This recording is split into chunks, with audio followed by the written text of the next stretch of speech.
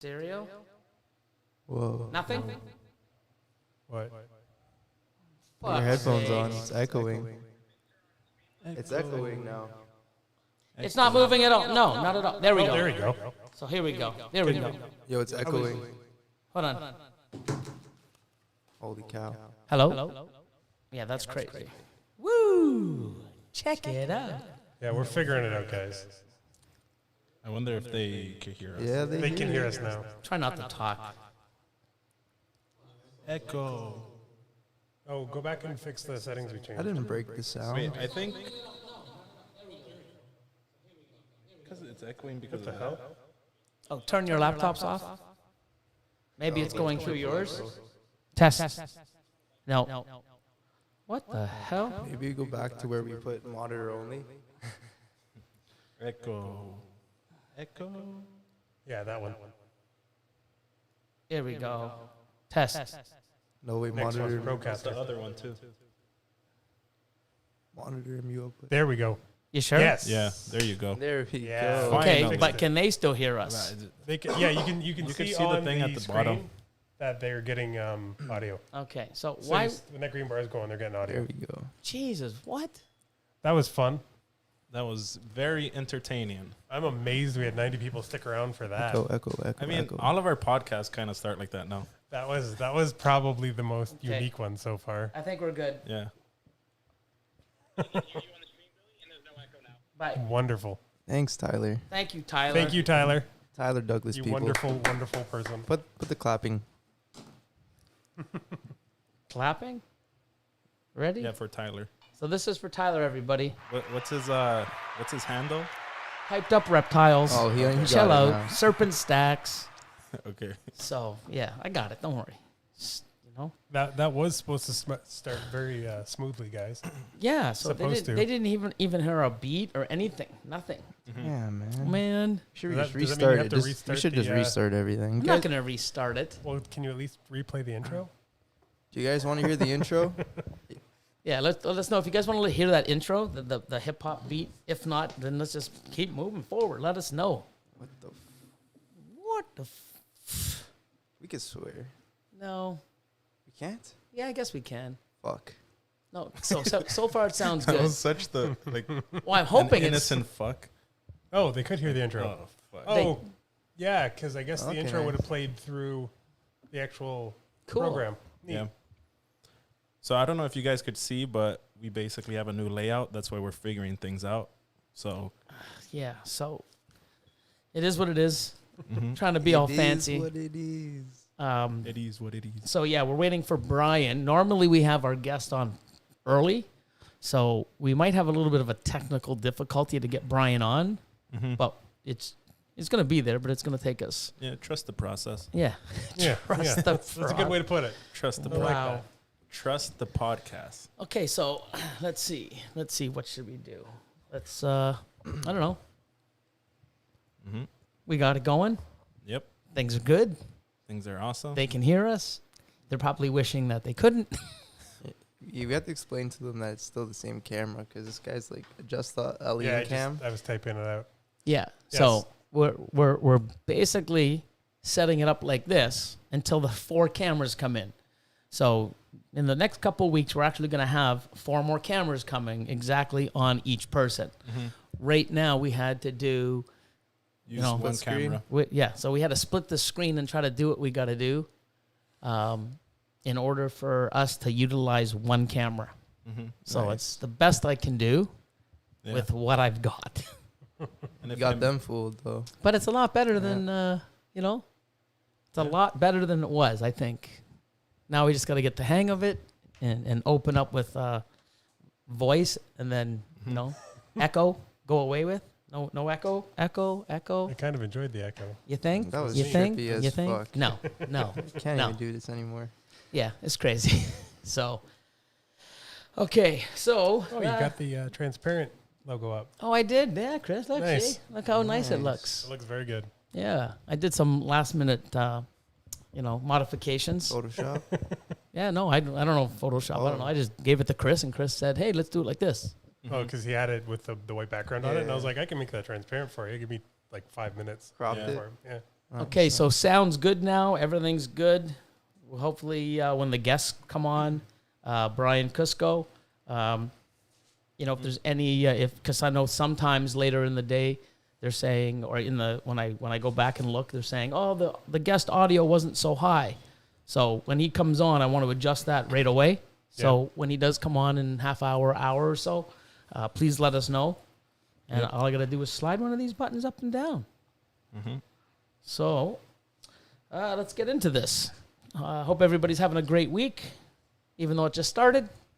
Yeah.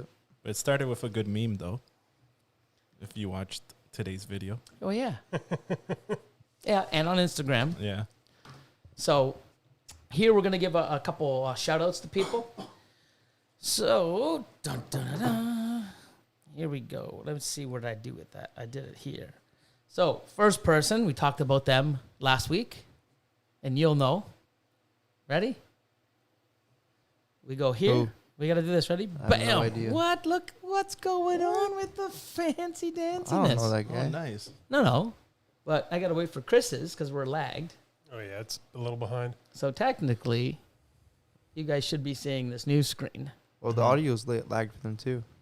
Yeah. So it's actually like It's on. It's on. it's point. real time. It's just delayed time. Yeah. It's like Oh, TV. yeah, because I So guess we we're don't not have to go- listening to it either. Yeah, that makes sense. See? Yeah. Yeah, I can see myself We're talking. delaying the audio now. No. Yeah. Oh, So, anyways, it's going to pop up. yeah. So, that being said, has it popped up yet? No, but they Is yours popped up? Yeah. No, mine's just really delayed. Yours 'Cause is I'm on really the delayed. the other Yeah. internet. I'm on the other Wi-Fi. Anyways, you ready, Austin? yeah. Bam. Tyler's Tyler's Reptarium. Reptarium. We got to give him a Nice. shout out. Of course. Yeah, he's got some really cool stuff. Look at this. Mm-hmm. 1,270 followers. He's got cool stuff. There he is. Nice. Pretty awesome stuff. The logo is really cool too. Yeah, of course. You Look at that. He's got Yeah. a whole bunch of beardies on his head. You should try that, Lord of Lion, with that. Oh, with yeah. that mop. I have like at least like 5 pictures with Yeah. like I beardies on know. my head. You should go check out his Instagram, man. I know. Yeah. Who? Elion? Elion. I have no time. That's true. I'll send you some pictures. Yeah, so this is cool. So, Why are you gonna send my He hasn't seen them, obviously. oh so Tyler, no, obviously I wouldn't have said it, but I'm sure he has. my profile picture is that? Either that or in the shower, like Oh, the shower photo. the shower. Number photo. 2, he's got an Instagram, and then he's got a YouTube. YouTube, cool, Yeah, but nice. 4 months ago. Come on, Tyler, get some content out there, buddy. Slacking. Yeah. So yeah, give this guy some love. Mm-hmm. You're really slacking. Mm-hmm. He's still on the old screen. Hold on. Refresh the There page, he man. is. I got it. I was actually behind on the. No, mine's Slider is bar. live. Yeah, you see, yours is awesome. Mm-hmm. Okay, so next. Sorry, we don't all have a fancy laptop. It's a fancy dancy one. Here's another achievement and huge shout out. Bam, 1,000 subscribers or followers.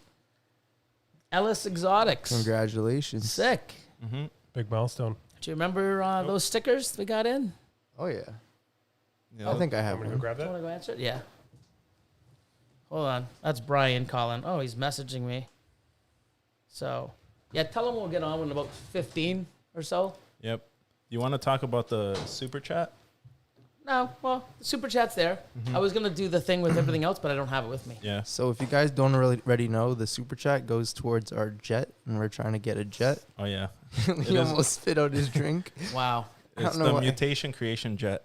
So we're trying to get a jet so we can come and visit everyone. Exactly. In style. And Like- we could bring like, in guests. You think that's what you guys would actually do with it? It'd be like, 100%. What do you think me and Austin are gonna do? We're just trying to go get some more I ball don't even pythons. want to think about it. No, nothing That's bad. Just like Yeah. hotbox it. Yeah. Jesus. But we're not the pilot, so it doesn't matter. Exactly. Anyways, let's go back to some achievements. Okay, let's go back. Really? Here we go. Jet. Super chat for the jet. Skills.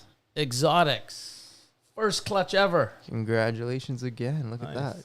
Look at that. Got a nice window. Nice window Oh, theory over God. there. Window. No, it's gonna be a really good egg. I mean, The it kind bottom of left, looks like it's gonna be a good one. 100%. Yeah, and there he is, talking about windows again. Window theory. Oh, boy. I mean, if you look at the egg, it almost looks like a G-stripe enhancer. Oh, my God. That's what I predict. Sorry, Skells. Wow. But yeah, congratulations. And look at that. Easy hatch tray. Look at that. Hatch right, looks like. Damn, it's doing it properly. Mm-hmm. First clutch has landed. Is that I'm pretty sure it's ever. And does this hatch thing have like handles, like to pick it up? It does. I don't use them. They all do. You get Oh. one set of them. That's cool. Think Yeah. about them. I don't use them. Yeah, I haven't used them. I should use them. I didn't even know that. Yeah, see? You learn something new every day. Damn. That's what's great about Whoa, this. whoa. What? We got a super chat. Oh, Did we? it'll pop up, won't it? No, it won't pop up. Not on here. On Oh, right. you have to tell us. Oh, it literally just Ricky happened as you Faria. said. Huh? Ricky Faria. Ricky. I think that's how you say it. He says beer money, but really it's jet money. Jet money. Jet fuel money. Jet fuel's not cheap. It's not cheap. No, I looked No, it up. no, It's hold almost on. like New one's the. Look at that. you need only $2 million for a jet. I think it is. Cal L Reptiles. Oh, Cal L. With another $5 super chat. Jet money. There we go. That one's actually First for the jet. But you know what the Fly funny London thing with is? The thing is if we did get a jet, you know how many people were gonna be, hey man, can I just get a ride with you? Yeah, you rent it. I know you're going to the expo. I know you're going to the There this. it Oh, expo. jeez, look at this. There it is. See? Now they're coming I through. told Tyler for the Douglas. jet. Everyone knows it's for the jet. Now they're coming Tyler, through. you live so Oh, damn. close. Here we go. Oh, pear tree dawn, man, Wait, Tyler did one too, though. for the jet. I better get Tyler? a ride to work. I better get jet life. Oh my If you god. have like a jet landing pad where you live, we'll definitely try it. Yeah, like everybody has one of those. Yeah. That's what Yeah. everybody's Build got one. just There's kicking in their farmers. backyard. I know I do. There's farmers. Oh my god. Wow. So yeah, the pear tree pythons again. Dawn. Yeah, awesome. Thank you, Rick. Okay, so Chris, Tyler, Don. let's rock through this quickly for a sec. Don wants to ride in the Boom. jet. Everyone will. It's gonna be like, oh my god, we got it. Next thing you know, everyone's gonna, our phone will be blowing up just because they want to ride in it or go in it. Next thing you know, you guys are gonna be doing like, YouTube videos in it. Yep. Why not? Trick Yeah. shots in a jet.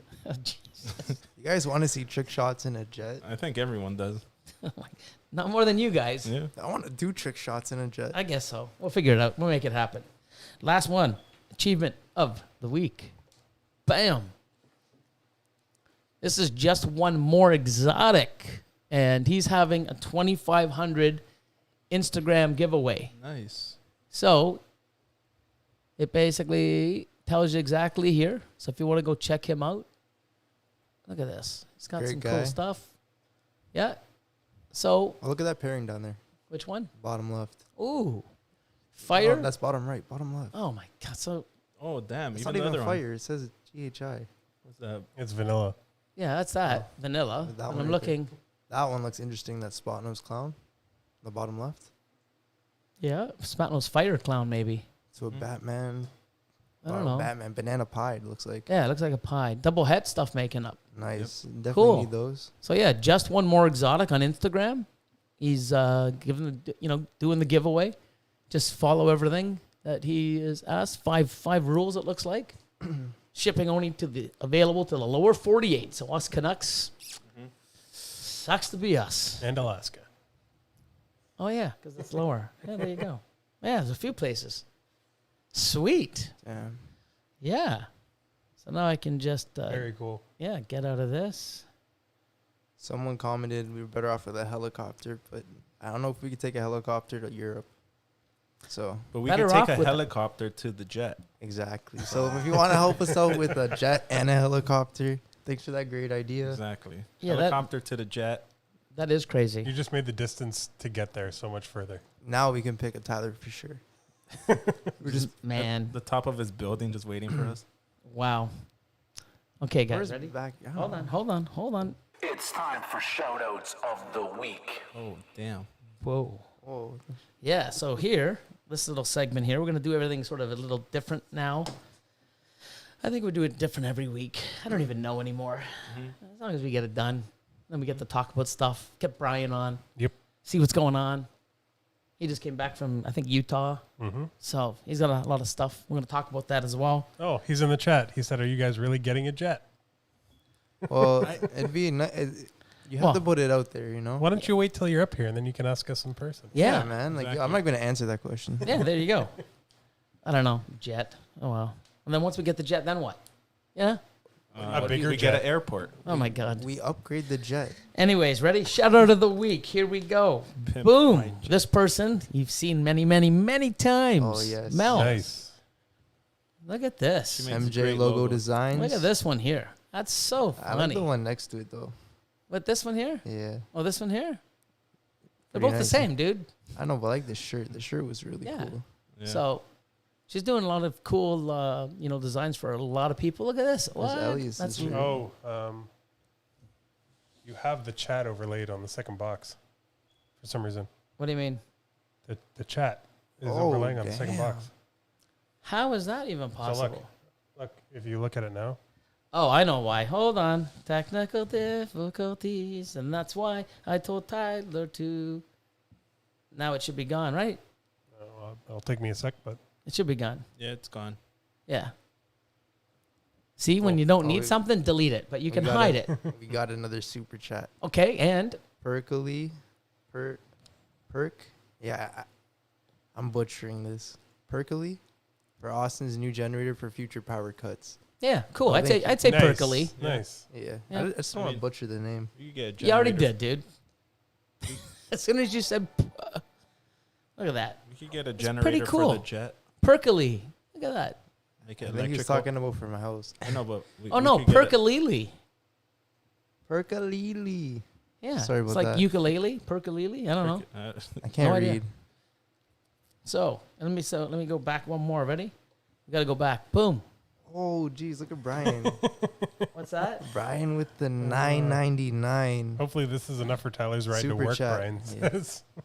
I think So- Tyler will get to work perfectly with So that. here we go. Ready? Look at this. Thank you, Christina. There's one more super chat. Okay. Christina, I don't want to butcher your last name, okay? Hi from Wisconsin. Hashtag my channel for my content. Cool. That's cool. There it is. It's a little delayed even in our earphones, but I mean it's pretty cool now. Really cool. It is really cool. And then here is something for MJ again. For all your logo needs. Made an awesome shirt for Elion. Made an awesome shirt for Austin. Made it even awesomer. Even if that's not, I don't even think that's a word. Awesomer? Is awesomer a word? No, You want to look it up? Awesome. More awesome. I don't know. more awesome. More Austin. More awesomer? I mean, More Austin. It's even more I mean, where awesomer. do words come from? You make Yeah. them You up. make them up. I mean, Exactly, so- technically, yeah. Yeah, so it's more awesomer. Exactly. That's a word. And here we go. Here we go. Remember this? There's the shirt she made. Yeah. Oh, Don't jeez. forget to like, share, subscribe, hit that notification. Oh. I didn't know that was going to open I up. remember recording this. Keep the comments Yeah, coming. that was See a you next close video. call. I was scared recording this. I thought you were going to hurt yourself. Yeah, well, I almost did hurt myself. Yeah, it wasn't supposed to open like that. So No. I didn't. I just, when I did it, that's why, when you're slice your hyper and finger. stuff and you talk with your hand, you got to make sure you're not holding big ass scissors or little scissors or knives. Yeah. There's a few times I've done some things in close calls. Austin's already almost had it. How about you? Have I ever tried to? Not on purpose. I think Not on purpose. I hope not. I'm sure there's something. Okay, so let's do this quick. Ready? Boom. We'll get Austin on here. Mr. Austin. This guy. This guy here.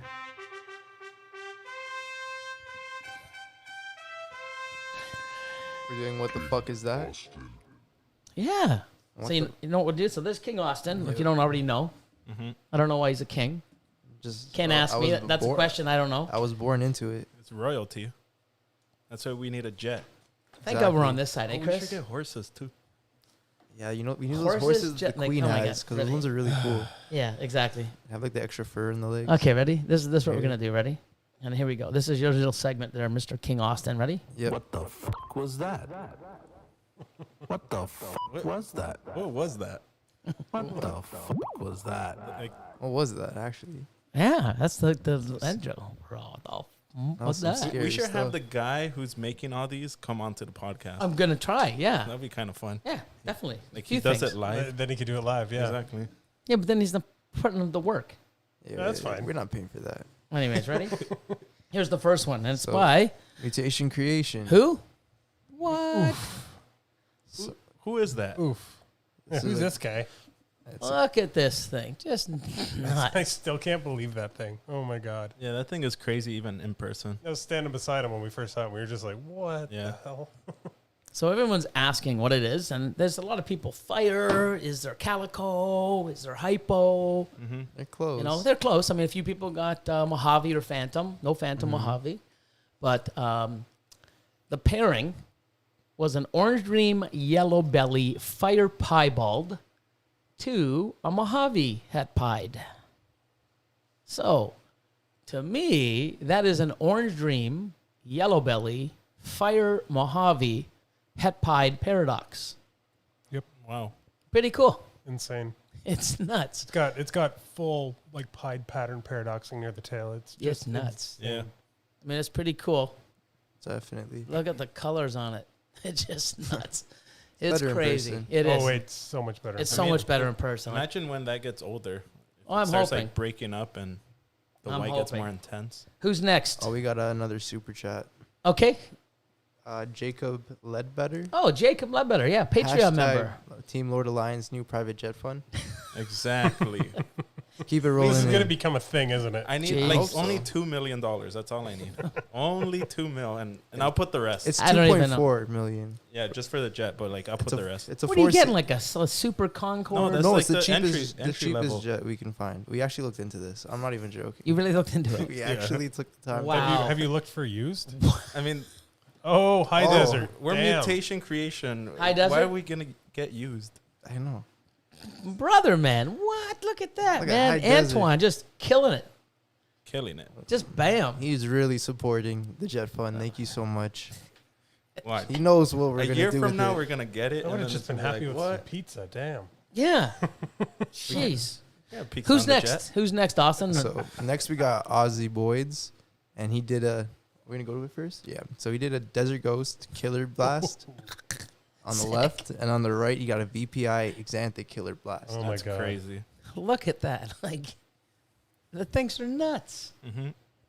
That's crazy. I really like the yellows from Desert Ghost, but the contrast and just the whites and the blacks from the Exanthic is really Look how cool. clean the lines are, too. Yeah. It's so dark. Look at that. That need head to is just pure white. We need to get Ozzy on the podcast and ask him like, how's he coming up with all these things? Well, you know what? I don't want to get him on the podcast. I want to actually get him on a live stream. Yeah. You know, on the Patreon platform, which we're trying to get a few people. I got a list of people. Mm-hmm. It's just reaching out. Remember about 2-3 weeks ago we tried it and we had audio troubles. Yeah. We got to fix that before. Mm-hmm. So we'll work on that probably the end of the week, and then within the next 2 weeks we're going to be doing that as well. Yeah. Getting some live streams, probably at least one, if not two per month. Mm-hmm. And live streams through Crowdcast, through Patreon would be awesome. Yeah. But yeah, he's one. Justin, I mean Bob Vu, try to get Garrick DeMeyer. There's a list. There's so many. We have to get Miguel. Yeah. Well, we're gonna hold Miguel sort of hostage Gonna wait till the shirt until we get our shirts in, man. Because then I'm gonna wear it and say, "Wow, I'm gonna sleep in it for a week just because I've been waiting 2 years now for it." Wow, look at this. What's that? Another super chat. But this time it's from Tyler's Reptarium. Damn. Oh, Tyler, man, that's awesome. Sweet. It says you are amazing. Is that to you? No, it's all of us. No, it's just Okay. a sticker. You can kind of see it behind the thing Oh. over there. It's a Yeah. sticker and a. That's awesome. Yeah. Oh, so he did instead of a super chat, he did a super sticker. Oh yeah. Sick. Yeah. You are, man. That's awesome. Tyler, man. You guys, awesome, man. Much love back. They want us to visit them in the jet. That's definitely it. I'll bring the beardies. The bearded dragons. Beauty's on the jet. Imagine That that. could be a cool video. Get them Have head mu- bobbing. Have like a music going video. and all the every seat Exactly. It's has an, has a it's an bearded dragon investment. bobbing his head. Ebony and Ivory Reptiles just dropped a super chat for $9.99. You guys are Thank you awesome. very much. Much love. Thank you. We're definitely getting this jet soon. I feel it. Yeah, probably by the end of tonight. Who's Not next? tonight. Who's next? Okay, so next we got Sabri Hamdi and Sabri Regis Morphs. Oh, of Sabri Regis Morphs. Oh, I saw that. And I seen this a while back. This is a crazy Holy snap. snake. Yeah, so he made this back in 18. Yep. And I first saw it, and just phenomenal looking. And if we end up going ham this year, you'll probably meet him. Nice. So And if you So haven't different already from read the- it, It's a highway red xanthic. So a highway super het red xanthic. So Sick. different from the other 8-ball combo, like highway or freeway stuff. Mm-hmm. Crazy. Almost looks like a I wonder storm. what freeway Yeah. would look like in that A little combination. deeper, I think. I Yeah, think I think maybe you some get a lot deeper, more color richer out of color. Yeah. Who's next? Oh, we got another super chat. Sorry about that. That's all right. Don't be sorry. Nick White Oh, says, damn. "Keep it up, Oh, Nick. keep it up." Yeah, he wants the jet too. He wants us to go over. Nobody's mentioning Jets right now. It's okay. It's okay. No, but he's from. Yeah, there is. You know who's mentioning Jets? These Me. guys. Exactly. Jesus. Well, he's from the UK, so maybe he wants. Yeah. So, Nick, man. Thanks, brother. That's what a awesome. great guy. Yes. Pretty late there, isn't it, Pat? It's like midnight. It's 5 hours ahead. So It's like yeah. 12:30. Yeah. I've had a phone call with him later than that. Oh, Like, jeez. wow. yeah. He's a trooper, man. Nick. He's definitely keeping it up. Yeah. Okay, so Next, we got Brock Wagner Reptiles, and he got a really crazy snake. So if you take a closer look at this snake, one of the eyes is solid black, and the other one is blue. Oh wow. Really cool. Is that something that happens commonly? Like, It can. I mean, I have a snake that has a green and a blue eye, which is pretty cool. You're welcome. Yeah, you pointed it out. Yeah. Yeah. That's crazy. Well, you know what? I mean, I don't have time to sit there and look at all my snakes. No. I'm working. Busted. I'm not even gonna argue that. But yeah, pretty cool. It happens, when you take a closer look at a lot of these animals. He said, see what he says? What's that? He bred a puzzle male to a Mojave GHI ghost female, and I got what appears to be a GHI Mojave ghost het puzzle and 2 Lucy's with 1 black eye and 1 blue eye. Double het puzzle ghost. Maybe those are Partho. If they're females. Ooh, super It chat could from be a half Partho clutch and a half not Partho. super chat from American Made Balls. Oh, cool. There we go. Ron. The great work. Nice. Thank you, Ron. Not the great work towards the Jet. No, it's John. Sorry, I was halfway through a laugh. Jet, John. John. we're getting a John. Everyone's going to call, hey, Jilly, welcome to Careful here. Mutation. I don't even know. And welcome to Reptile Ward. Oh, Like, wow. yeah, you guys, my George God. Elion, Oh no. Jing Jostin. Jet Jing Jostin. Jing Like, wow. Jostin. What the hell? Oh my Your name's God. gonna be Okay. It has a Jostin. nice ring to it. No, it doesn't. All right. We got another one. Let's go. Okay, so the last one's from Justin Kaboka, and this is honestly a crazy snake. It's Oh, nuts. whoa. Yeah. The last link is broken, so we're only doing this one. He called it a honeycomb pattern. So Wow. basically, it's a leopard, blackhead, confusion, yellow belly, lavender, possible het pied. It's so And with the way the pattern's dragging, I would say it's going to prove Yeah. our little Now what- little spot that we look for is there. yep, everything. It definitely looks like it's Sick. Look at that thing. That thing Yeah. looks like it's painted. Yeah. Yeah, it Crazy. looks fake. Looks totally fake. Now, what's making the pattern like that?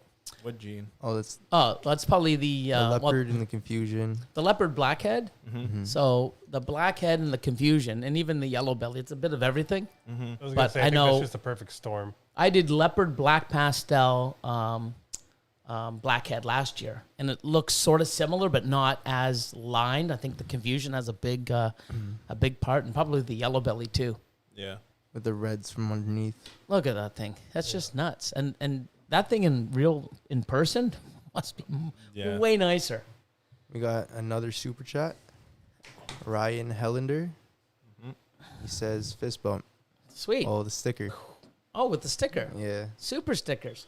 I want to see a jet sticker. Oh my God. Is Oh, there one? Yeah. Don't There probably don't is. do it, YouTube. Yeah, please don't do it. Don't do it. Don't do it. I don't know if someone's trying to. Oh, that's probably gonna custom make one and send it to us so we But can put it there's on. emojis, so they could probably just spam the comments with emojis. Jet emojis. Yeah. Oh my We're God. turning off comments. That's what I'd do. I'll do that right now.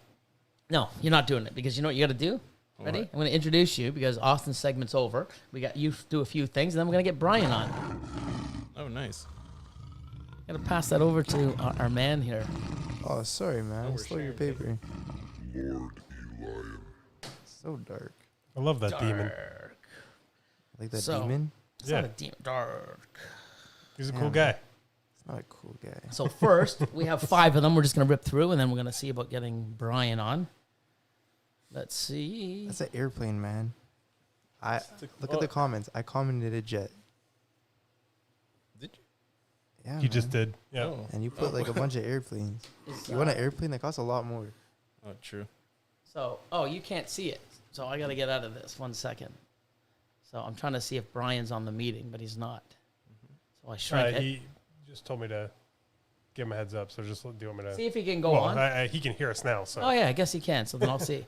So it says the world right now. What is it doing? It's coming to an end. It's being destroyed. Hopefully not by a jet, but Yeah. Oh no. Check it out. Anybody reptile want to? breeders. It's pretty accurate. Pretty accurate. Yeah, I know. Yeah. I mean, everyone's like buying like stuff right now, which is nuts. It is. it's pretty wild. Brian I Cusco. guess like everyone's home. They What's just wanna that? buy things. Brian Cusco's He like, says I'm here, boys. He said he's here. Is he? Hold on. So let's do the next one. Let's just rip through this and I'll get you on. Ready? So here's fun. This is funny. Read this one out. No. Like what? Well, read it. Oh, I don't do much wildlife photography, so I was super excited to get these shots. They're thought to be nearly extinct. So I guess the toilet paper, they're referring to it being extinct. Look Over at hunting has had the biggest impact on their numbers. They're like to travel in packs of 2, 4, 6, 8, and up. So seeing this one out in solo says something about how seriously they've been affected. Look I- at this. Like, I'm who just does glad I this? had my zoom. Look at this. That's Like, funny. who does this? I mean, it kind of funny. looked I like mean, a squirrel. Like it is pretty the top funny. one. What type of squirrel looks like that? I don't know. Like at You know, A first when white I was squirrel? when I was looking there's at white it, squirrels. I thought it was, But like not like that.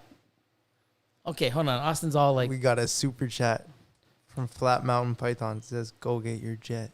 That's what I'm saying. Stop encouraging them. Thank you.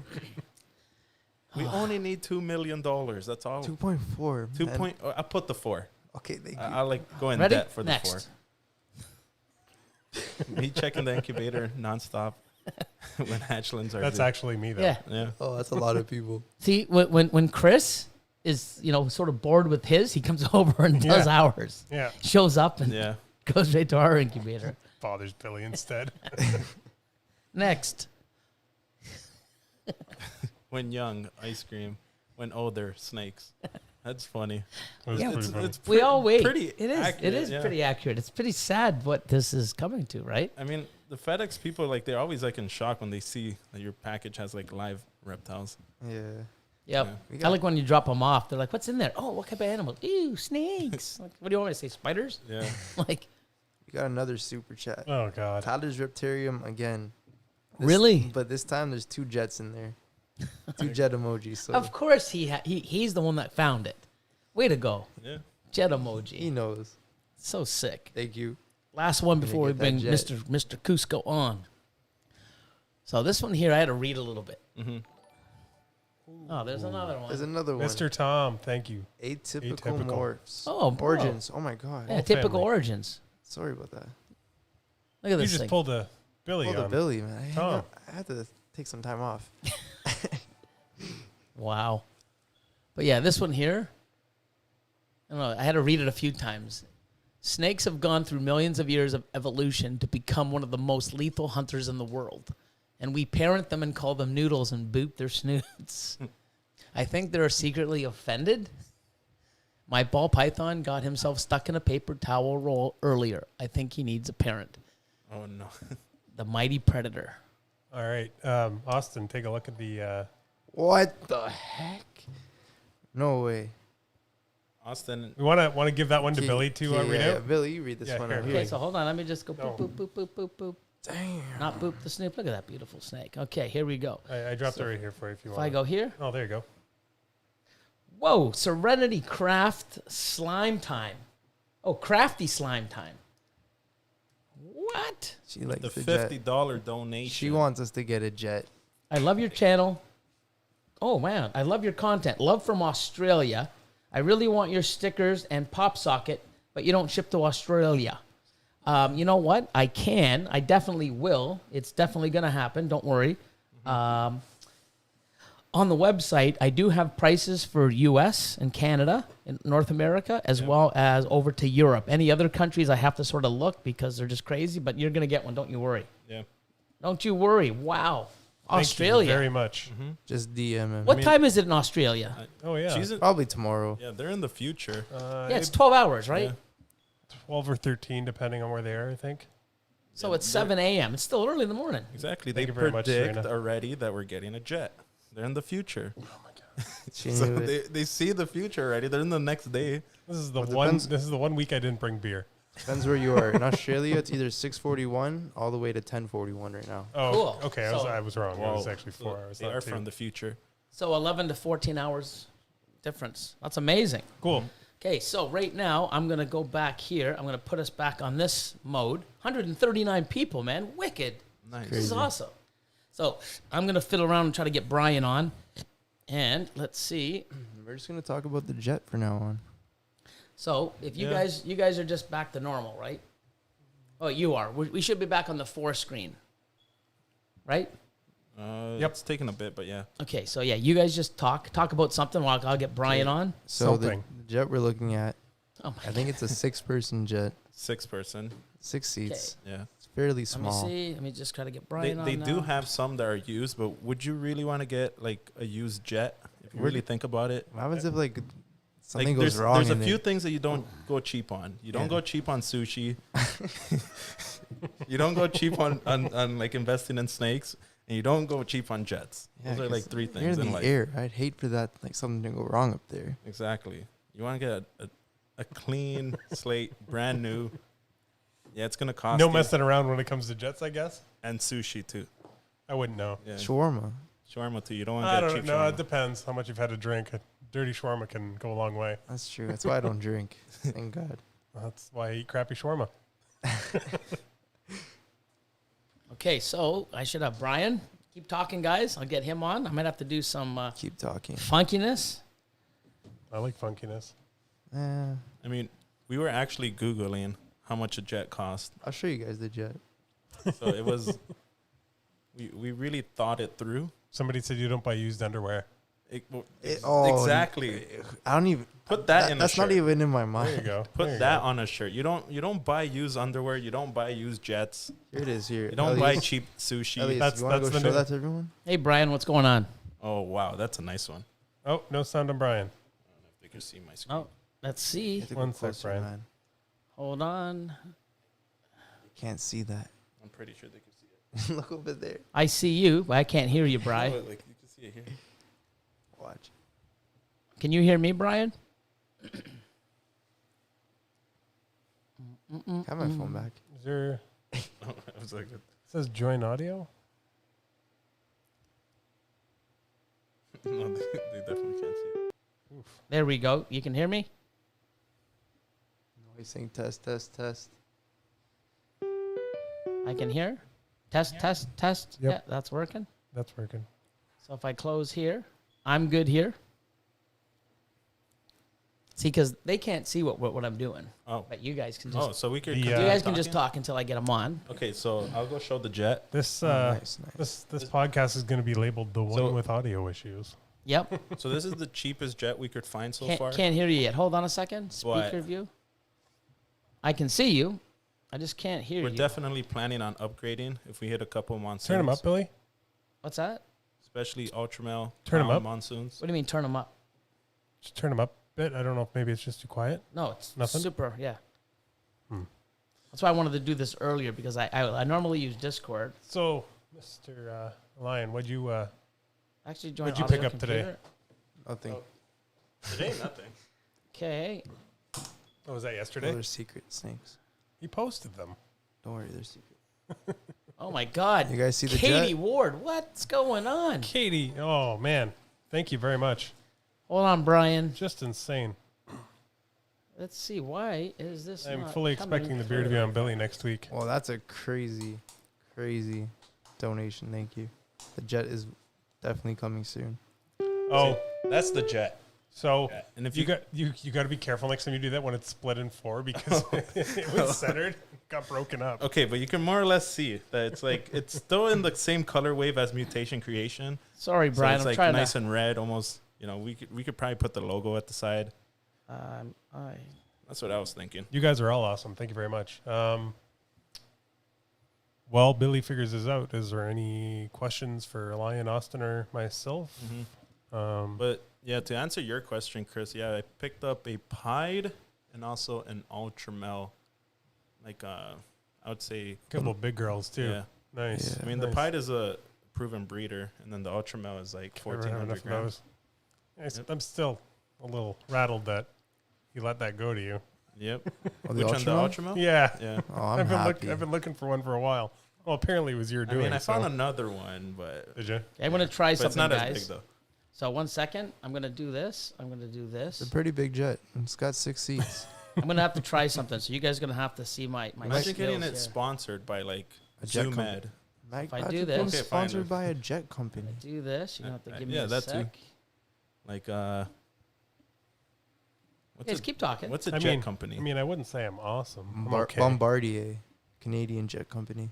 yeah, I or Air that is Canada. not information that I have in my Why brain. is it not so. popping up? We're gonna have to do more research, but Definitely. we're definitely getting this jet. Hello. Any thoughts on the past? Oh, I have to go look at that right now. Oh, the one I showed you on Saturday, Yes. from Tom. That looks really weird. Did he send you the pictures too? I think on Discord, but I do not go on Discord too much.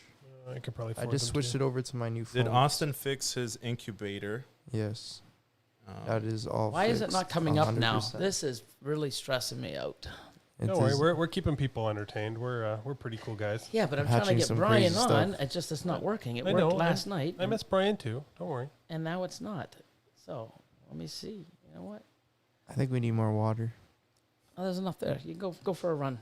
I just sent you that picture. I'll be back. So they're gonna try Top up something. while you're doing I that. will take a nice long look at this picture. Sorry, I was getting into answering a question before I saw the question from Tom. But that tiny hognose I hatched is doing amazing. Actually, I'm very, very surprised. How big is it? It hatched at under 1 gram, Oh wow! which is insane. They usually hatch like 5 to 7. It's Yeah. up to like 4 grams now. It took its first, like, tiniest little day-old pinky mouse I've ever seen. Oh, It's been damn. eating heads up till now. And what is it hard to breed hognose? Is it like ball This year it python? is. Really? Because it's too hot or I have no idea. There's something going on with everybody. It's been a bad year. COVID? Yeah, maybe they're stressed out by COVID, just like we are. Wear a face mask. I had 1 girl out of 10 go. All 3 of Billy's didn't go. Yeah. It's just, it was a bit of a headache. I was kind of relying on it too. I had a little bit. No, what would you say it's different between the two, hognose and ball pythons? There's not much. Well, there's a lot different. It's it doesn't. They don't have the same signs. Like, do they go off food or like ball about pythons? 10 days before they lay? Oh, Yeah, well, that's wow. yeah, it's pretty crazy. Yeah. Do they bull wrap? Or like show any signs of like bull wrapping? No, basically, for hognose, you cool them and then bring them back up to temp, and then within about a month, you start pairing them. Yeah. And then they get incredibly food aggressive for a Oh, wow. while, and then, yeah. I have 1 girl that I thought was gonna, because they double clutch too. They're not like ball pythons where they're one and done for the year. Yeah. They can give you another clutch of eggs 2 months later, like most colubrids can. And I had a lavender girl that slugged out on me 2 months ago, and I thought she was gonna double clutch and give me at least a couple good eggs because she was looking pretty good and plump. So they could breed twice? You Like don't in even a- need, you don't even need to breed them again. They can do it on their own. Wow. But I That's crazy. Yeah. if the girls are looking good enough, I will put the male back in just to Yeah. because sometimes they'll deplete their storage of like Makes sense. So I will if I think it's a good idea just based on the female size. And I thought I'd get a couple good ones, and it would have just been straight lavenders because I tried to use Billy's lavender male, Yeah. just hoping to get something out of his stuff too. And nope, slugged again. So I think it's just one of those things we're gonna have to wait till next year. But Yeah. it's all right. It's all right. A random I don't know if you saw the picture, but I got like almost like a hypo-looking animal out of that small clutch that I did get. Mm-hmm. They all hatched out looking totally normal. Yeah. All had 1-2 sheds, were eating great, all that kind of stuff. Mm-hmm. This one animal, the female, and I was actually just about to sell her, which is funny. She shed completely different looking. She almost looks like a caramel albino, Yeah. like ball python. It's Oh, wow. insane. So now I'm Is keeping it her. is it hypo too, or I have no idea. There shouldn't have been anything in the pairing. Yeah. It would have just been het toffee. do you think it's? What do you think it is then? I have no idea. I don't know if it's some sort of line bred thing in the toffee male that I have, because maybe the toffee's hiding it. Yeah. I don't know if it's just a super high expression of the het. Mm-hmm. I just know I'm keeping her. She's so cool looking. I posted her up on my Instagram if anybody wants to go see. Yeah. Okay, so now I've got everybody here. It's just I can't hear him. Why can't we hear you? But he has a pretty cool snake, so we got to get him on because. Shouldn't Elion be the one working on the technical stuff? No, I got it. So I've got it here. I mean, everybody all can the see Brian's there. We just- Equipment's over there. Max, you offended Billy. Uh-oh, what did I say?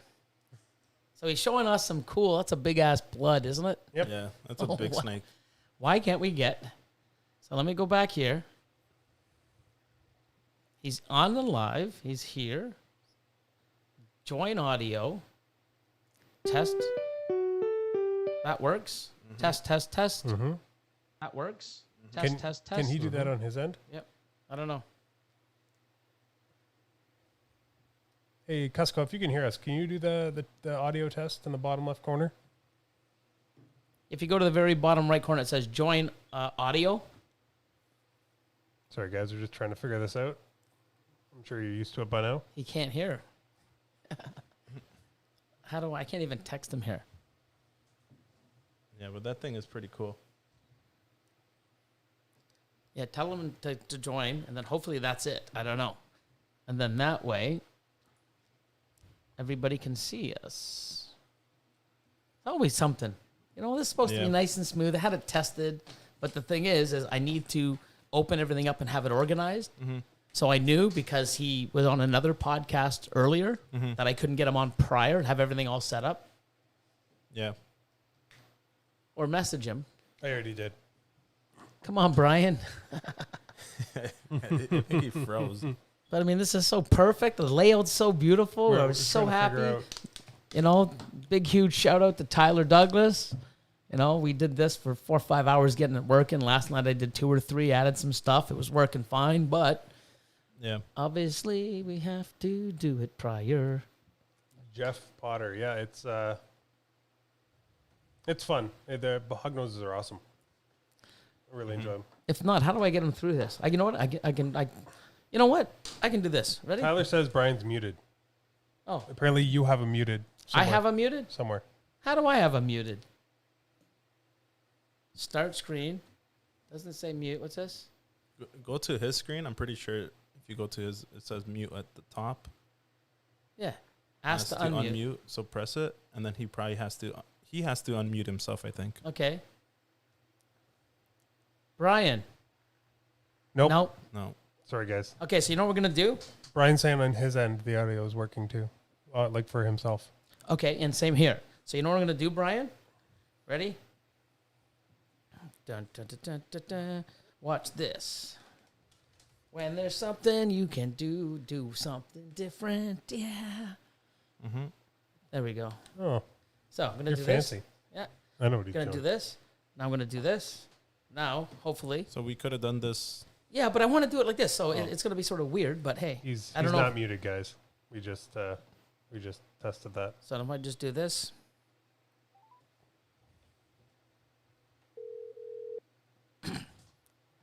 He's probably like, Somebody in the chat just said they could hear me. They What? can hear you? Oh, we can't hear yeah, you. they said they could hear me in the oh, chat. so maybe we just can't hear him. But that's weird. How the hell are we And supposed the interesting thing, so I've got the participants here on my end on the Zoom, and my audio is definitely working because it has a little audio symbol here, and it shows that my audio is coming in. But you, the host, you have no audio here on Zoom on my end.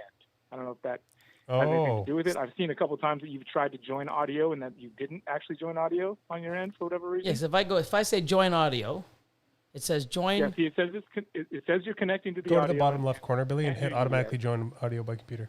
Jesus. But Here we go. It says you're connecting right now. No, hit join again, like in the middle. The very top, the blue one.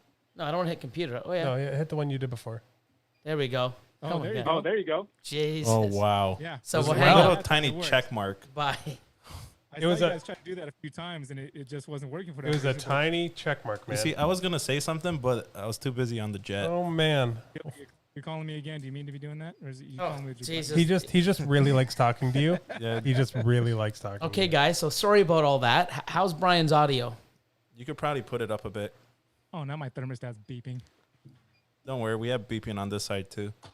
But it's just the house is on fire. Somebody said, I'm "Stop back. saying Not check leaving and it hear in. Brian." Audio's good. All right, I'm out. How you doing, brother? I'm good. How you guys doing, man? Thank you guys for having me on. Better Yeah, now. for sure, man. Better Better now. Yeah. You know, I'm Yeah, trying to get more fancier with these, layouts and all this. It's fun to watch you guys do it because I'm thinking about taking Triple B to this kind of place. I've got a few more interviews in the can, and then from there, I'm not really getting to get out in person to these shows or anything to do interviews with folks. So I'm thinking about moving to the live interview platform Nice. myself. Yeah, it's awesome. I mean, this that'd is be our super neat. fifth one. They're saying to We're- turn Brian up a little bit more. He might sound loud to us, but I think it's Okay. something that's Yep. Just keep letting us know so we want to have Yeah, this. these SM7Bs are notoriously little low in the audio, but it sounds great on my end. But yeah. You sound great to us, but Yeah. we've had this issue with a couple of guests where it sounds good in our headphones, Yeah, but so we're reading the comments and people are like, you know what? It was great, but the guest volume was low. So we're going to adjust it so that when we get into all the good stuff we're getting into, we're, Yeah. I'm glad to watch you guys do it because I'm gonna be doing it too. So it's fun to see the live process. Like, how are we gonna make this work? Hold on, guys, watch. Let's see how we make it work. yeah. Yeah. No, I mean, it's something where, I mean, I don't, I'm no expert at all. And it's something where it's like, hey, you know what? Let's do this. Let's get all this gear. Let's set it all up. Let's try it. I mean, I can talk. Everybody knows that. And, Yeah. I'm not shy in No, front of I'm a not. camera. But trying to get all the technical stuff but if you saw the first one, it was pretty bad. And then, People weren't even on the screen. yeah, we're getting better. Yeah. Hey, well, it's your channel, your content. Yeah. Make whatever you want. did you come up with that? Yeah, I thought I came up with it. Maybe it wasn't me. I No. think the name of this one should be My Video, No Audio. Audio. My Video, That's No what I Audio. did. The only thing I know what to do in that situation is like, I'll just get a big snake and hold it. Yeah, on no, camera, it's man. cool, man. Like, thank you. So Start thanks. showing stuff off. Thanks. We got 143 people here that, they're so used to putting up with us. And, by no means do we think that we're professionals of what we're doing here, but it's great to, this is a learning curve for me as well. Yeah. Trying to figure this out. and- Everybody says that he's great now too for audio. So I Beautiful. guess he must just need to be a tad higher than us. yeah. So Makes that's sense though. great. He's pumping right into our ears, so he probably sounds Yeah, a pretty little good bit. to us. But But then I can also do this too, right? Turn down your headphones too. oh, perfect. So You guys using a There we go. Rodecaster Pro over there? it's amazing, man. Nice. Yeah, I mean, I ended up getting it because, you start looking at all the higher end stuff. Like, I reached out to Brian Barczyk, and he's like, dude, it can run you a lot. And I'm like, yeah, you need this and this and this. And then I'm like starting to search around for stuff, and I'm like, wow, like, I can buy it, but I don't know how to put it together or connect it. So I went into the guys like, you know what, if you want to just start out, this is something that's really awesome. I was, at first when they made it all in one, I was like, you know what, it's going to be crap, but it's actually really cool. So, I mean, for what we're doing, I mean, in a year from now, if this takes off and we're like, superstars and With a jet and with a jet. Oh my God, these guys don't give up. Oh my God, you got one too there, brother. Yeah, that's what I'm Sick. using too, man. I saw so many good reviews on it, and I actually ended up getting off eBay because when I went to go try and buy it, they were like Sold sold out. out Yeah. everywhere I looked because they come in from Australia or whatever. But so I actually went to eBay to find one that somebody had used. I was like, I'm not waiting until September. That's kind of one of my issues. If I want something, like I want it right now. How long? Yeah, I feel you there, man. yeah. Even with Snake, everything. How long have you had yours? It's only been maybe a month or so. And you've used it and you love it? Yeah, it's great. I use it to record some other stuff, and I use it now for live streams and whatnot. That seems to be one of the best places to use it. Because if I got another Tascam recorder that works really well for this same microphone, that may work even better than it just for audio purposes, but for being live and be able to hear you guys through the system as well, it's pretty sweet. And I've just started to kind of scratch the surface on about what it's capable of with the new firmware updates and everything. It seems like it's got. That's the cool thing. It's like a Tesla. You keep getting firmware updates, and it's capable of doing more things than it was before because of the firmware. Yeah, I'm amazed how I can just unplug, take it out of the box, plug it all in, get some peripheral Yes. video stuff. My brother-in-law actually has a podcast, and he was we're gonna go camping at the end of this month, and I got this battery. He wanted to have me on his podcast, but we're gonna be out in the middle of nowhere, so I got this solar battery. It's made for like holding a deep charge, one of those like marine battery type of things. I got that with some little battery type charging or like car things. If you need a jump start, those type of cables, they go into a power inverter. And so we might do this out in the woods using the Roadcaster. We're gonna see how that goes. Yeah, that's cool. I mean, I noticed one thing here. We want to start taking this to when we here in Canada, when we can, we're gonna take it to an expo, set it up, and then just bring some people on, just, record. And I mean, it's phenomenal. It records itself. You can record it like multiple things. It's sick. Mm-hmm. But are you guys having any shows up there anytime? I know that the CRBE I got the word that got shut down, but yeah, nothing, huh? No, not at all. It sucks, but there's something I have up my sleeve that I might be announcing. For here, it's just, I won't get into it now until I can confirm a few things, but hopefully in the next couple of days. Well, that's pretty impressive because I don't see any sleeves on you unless you're hiding it under your skin there in one of those tattoos. No, but another thing I like about this system, like you said, I can record because a lot of stuff too that I want to sort of put my wisdom in or my experience or my thoughts. Instead of just doing it in front of a live camera, just me, talking and moving my hands around like I normally do, I can actually just concentrate on here. Because what I've done, and I've done it over the last couple of years, I've been driving in the car, a thought in my head, or I get off the phone with somebody, and that's a great thought. I'll just hit record on my phone, and I speak into it. And I have all these different thoughts throughout, several different, occasions. And now I'm just starting to put it together, and I want to use this platform to record, and then now have it as like a podcast. So instead of having always video. And I'll pick your brain about this too, if I can here and there. Man, I always tell people when I'm come on these things, which I'm always fortunate people like to have me on because I don't know, I've got this like imposter syndrome a lot of the time where it's like people have me on. I'm like, why are we having me on? Like, what did I do? Not much, I don't think, but maybe I do more than I think. But yeah, I always have these thoughts and like what. To just be able to record them and put them down. But my point is like any questions you have for me, like I'm an open book, man. I'll talk about anything that you guys want to talk about. That's what I love about your platform is that you're not afraid to talk about anything. No, man. I mean, it's something where, I understand there's a few things that, you sort of don't talk about, but at the same time too, I think we need to talk about them. And there's a lot of drama that goes on in our hobby, our industry, our business, whatever you want to call it, or wherever you're situated, and there's so much drama. You just keep bringing more drama, but if we don't keep dealing with the drama or making people think that the drama is or things that people are doing to cause the drama, if it's not something that keeps being put out there, then people are just going to keep doing it. Mm-hmm. And I think some people need to get called out on some shit. I really do. Yeah, having open and honest communication is the best way to have any success with anything you're doing, for sure. Yeah. Well, you've been doing this now for how long? How long you've been doing? Well, I know we talked about this a long time ago. And even when you did the video submission for my contest, 2018. Yeah, that was how I found you guys.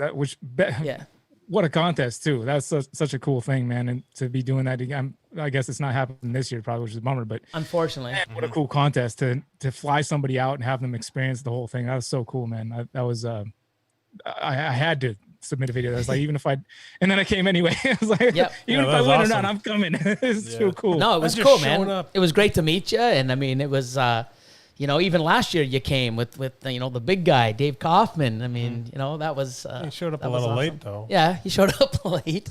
But when he made up for it the next couple days.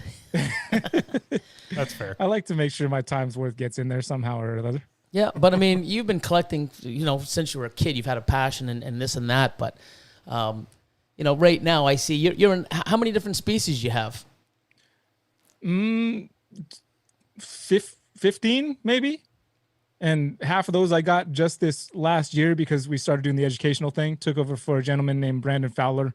You may or may not have heard of. Had a company called Roaming Reptiles here in California that he ran for the last decade or so. And then when he was moving to Wisconsin, he wanted me to take it over. So literally like half of the new species I have were just from taking that over from him. So I have a variety to show to the kids when we go to those educational programs. But before that, I had only snakes.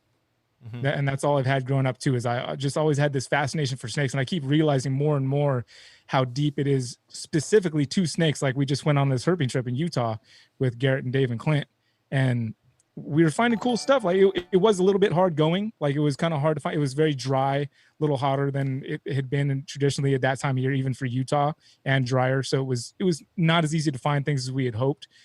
We did find stuff. We found all kinds of cool lizards. We even found some desert tortoise, which I had never seen before in the wild, which was super cool. Just walk on and be like, oh, the desert tortoise. They're like rare-ish, but here we are seeing them in the wild. But the whole trip didn't find. I mean, I spotted this one snake.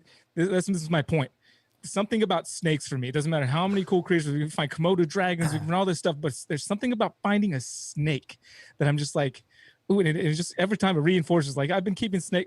Got my first pet when I was 4 years old, first pet snake. And for some reason, you think you get tired of it after a while, but no. Like I see a snake in the wild, or just holding a snake in my hand. There's just something that it seems that until the day I die, I'll just be captured by the fascination of how this animal exists, and it's just how it is to be a snake. I don't know. Like I was depressed. I saw a snake on this herping trip, one single snake, and I thought I had it cornered. It like went under a log, and I was like, "Oh, it's right there!" And I yelled for the guys because they hadn't seen. I know they like to see snakes too. I was like, "Snake, snake! It's over here! It's over here!" And I was like waiting. I was like watching out, taking my eyes, like waiting for them to get there so that we could all see it together. And then we started to like take the log off, and I was wait, I thought it was right there. And then we started to move the other thing. There's leaves everywhere, and I was depressed because it was the one chance we had to see a snake, and it got away. Wow. It's the worst. That's how it always seems. Something, it's like, it's like that pair. Oh my God, I got this perfect pairing. Oh my God, I can't wait. And she goes off of food, or he doesn't want to breed, and it's like, no, you got to do it. Like I've been waiting for so long for this to happen. It's always like, I think if you want something too bad, like the jet, That's like that banana blade clown we bought from you. She was like right on the cusp when we were talking about like bringing her by and all that kind of stuff. And it's like, nope, stops eating. It's like 3 months. What's going on with this jet? You guys coming to pick me up or what? Oh yeah. Well, yeah, like each time that we do the contest, we're like, you could just use the jet instead of having to. We're just gonna pick Pay you for the up. plane ticket. Oh my Just- God, just- I don't know. Young gas kids. money. That's We've got about a it. beautiful airport here in San Luis Obispo County. You guys would love to land there. I promise. It'd be beautiful. Yeah, I mean, if there's no runway, we'll make one. It might make sense because it's real expensive to fly into. Well, I looked into that. Yep. So the animals that you acquired now, you've taken on the whole business, and now you're sort of taking over where he left off. Yeah, and great timing too, because everything got canceled as far as school shows, and luckily we were able to. The libraries picked up, and we were able to do virtual shows for the libraries, but the schools is pretty much shut down. I'm going to start taking a little bit of initiative with it. Actually, this coming week, and I'm going to put out some offers to do it for the public and not just libraries and for more or private, I guess, people, because we had so many things booked. We had the whole county booked, all the libraries, and then everything got shut down. So Wow. it was cool timing because I was really getting into it. When he first suggested that I do it, I told him I don't think I have time to do it. And then he kind of put me on the spot while I was doing his goodbye interview for leaving California. He's like, well, I pretty much decided that if you don't take it over, then I'm just going to shut down the whole program. I was like, oh no, you can't do that. Wow. Jeez. Yeah. Well, I'm glad you took it over, man. I mean, I think it's something that's definitely needed. I mean, Yeah. I know over the 25 years that I've been into this, everything from husbandry, from how we keep them, from what we've learned, and then getting people that, I mean, I love doing an expo, and people come in and then they're like, oh my God, I'm so terrified of snakes, but I mean, you know, I really want to see one and touch one and get rid of all those misconceptions. And, you know, I think by showing these off and explaining or giving some sort of background of each species, it lets people feel a lot more comfortable, or at least get an understanding of it, instead of, oh yeah, everything. Oh, if you get bit, you're gonna die because it's poisonous. You know, it's venomous. Like, you know, or they're not all the same, and this and that. I mean, I think you know, even other species. Like I had when I went to NBK last year. I did a tour and I actually held the tarantula, man. Oh yeah, I mean, yeah, Lord Elion filmed it, and then after it was sort of moving, I was terrified. And then after they picked it up and turned it over and showed me all the claws, I'm like, what the? If I knew that was there before, I would have put the damn thing on my hand. Like, you know, there's one thing to be educated, but I'd rather be educated sort of prior. But yeah, I mean, I find that there's that picture of you having it on your face too. Yeah, but that was the molt. Yeah, I wasn't that brave, man. Like. Don't let the tattoos fool you. I mean, I was the same way with cockroaches for a minute, because tarantula I had some experience with, at least like holding it. There's still a little bit. It seems that the more legs you add to a creature, the more it starts to freak me out. Oh yeah. For whatever reason. But the cockroaches, like they got me for a minute. I'm used to them now, but at first it was like, and especially when you look at the underside, like you said, you just see all these like, looks like an alien, just like, it's you know, but like other people, I mean, you know. Like some people love them. Like Elion has, you know, quite a bit of a collection of a whole bunch of different, like even bugs and you know, lizards, even a variety of snakes, and I mean, it's awesome. And I think the most the reason why, I guess, is because of that. Like I overcame that fear, so it just makes me more interested in learning more about them. Yep. So yeah, because I remember when we were there, you end up picking up a scorpion and a vinegaroo, and I've never even seen or heard of a thing called the vinegaroo. I just heard that it shoots. And then I'm looking at it and I'm like, wow. And he ends up buying one. It's nuts. I mean, it's amazing how if we get these amazing animals of all different types, you just like, even myself, I mean, I'm a snake guy. I always will be a snake guy. I mean, I do like lizards. I used to have lizards, but little things like that. I mean, I would never have thought in all my life I would have touched a tarantula. But you know what? I did. And, you know, it wasn't forced upon me. And you know, I sort of, let me try. And, you know, I think more people, when they have access to this, like when you do this to the public and they can see these and touch them, and especially the adults, when they see the kids, just exactly. That's the best part. Yeah. Kids have no fear, man. They're just in there touching it. Oh my God, holding it, and the adults like, they're the ones freaking. Oh my out. God, I got to touch it. Or I'm gonna, you know, feel really small. Yeah. There's a 6-year-old kid, you know, wanting it wrapped. Shows you that it's a learned thing, right? The kids haven't formed all those. It's like that with everything in their brain yet. There was a lady I sat next to on the plane on the way home who was just. She's just like, no, not snakes. Well, I talked to her. This is the thing I love about plane rides is either talk to the person the whole time. We have there's every in between, but I had 2 flights on the way back from Utah. The first one, I sat next to the guys and I could tell right away. I was like, well, we're not going to say much to each other. The one guy was like a pilot. I was like, you're usually up in the front of the plane, huh? And he's like, yeah. It's cool. I got headphones too. We'll just see it. But the second flight, I literally talked to the lady from the moment we sat down to take off, the whole flight, landing, like till we're getting off the plane. She's walking away. We're still talking. That's awesome. Great lady to talk to. But she, reptiles, snakes, frogs. She told me some cool stories. She actually is a Floridian native, so they have all kinds of crazy stuff there. I was like, man, it's not a very good place for you to live with that kind of stuff. We're like showing each other pictures and everything. I was telling her a story about, you know, I was up there in Utah. I had this Mexican black king snake latch on my hand for about 15, 20 minutes, put a picture up on Facebook. Plenty of people saw it. It was great. It was a good one. It was fantastic. But I was telling her about that story and about all the bull snakes out they were striking and bluff striking me. I could see her over there, like skin starting to crawl as she's rubbing herself. I was like, I'm sorry, I'm giving you goosebumps. And she's like, yeah, a little bit. But to watch people like her overcome their fear of animals like this is one of the greatest things for me, even more than the kids come from such a pure place, the joy that you see, but to watch somebody who's had a fear of snakes or reptiles, you know, insects or whatever for decades in a row, and to watch them overcome it for that first time, it's like it's so much harder for them than it is for a kid, like you're saying. and it's so cool to watch it happen. I kind of wished, I was like, I wish I had a snake here with it. She's like, no, you don't wish that.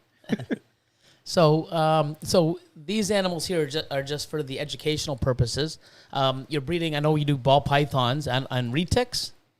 I initially I say that. That's a word I have in my vocabulary, so I understood it. Yeah. I like to add syllables to words that exist I feel like maybe it's extra brain. We're creating new words here, right? Yeah. I like to blend two words together, like Yeah. and I don't know how it just comes out, but Like awesomer. Awesomer. I was getting originally when I was first picking up retics. I did have a plan to breed them, and it's not completely out the window. I do have animals that would make good pairings. That would be some cool stuff that people probably haven't seen yet. I'm holding back because of after being acquiring them for a few years, I started seeing a lot of people getting them and then getting rid of them a couple years later, and they produce such big clutches. I just didn't want to. Even myself, like what I have them in now was what is considered the industry standard here in the States, the size caging, but having them now, I take them outside all the time, let them climb on the trees. Cause I don't want them to be in that. And I don't want to contribute to somebody else just rehoming and passing these snakes around, which is just how I feel about it. I would that like happens way too often. Yeah. I would like to breed some retics at some point because that was the plan originally, but for now they're just pets.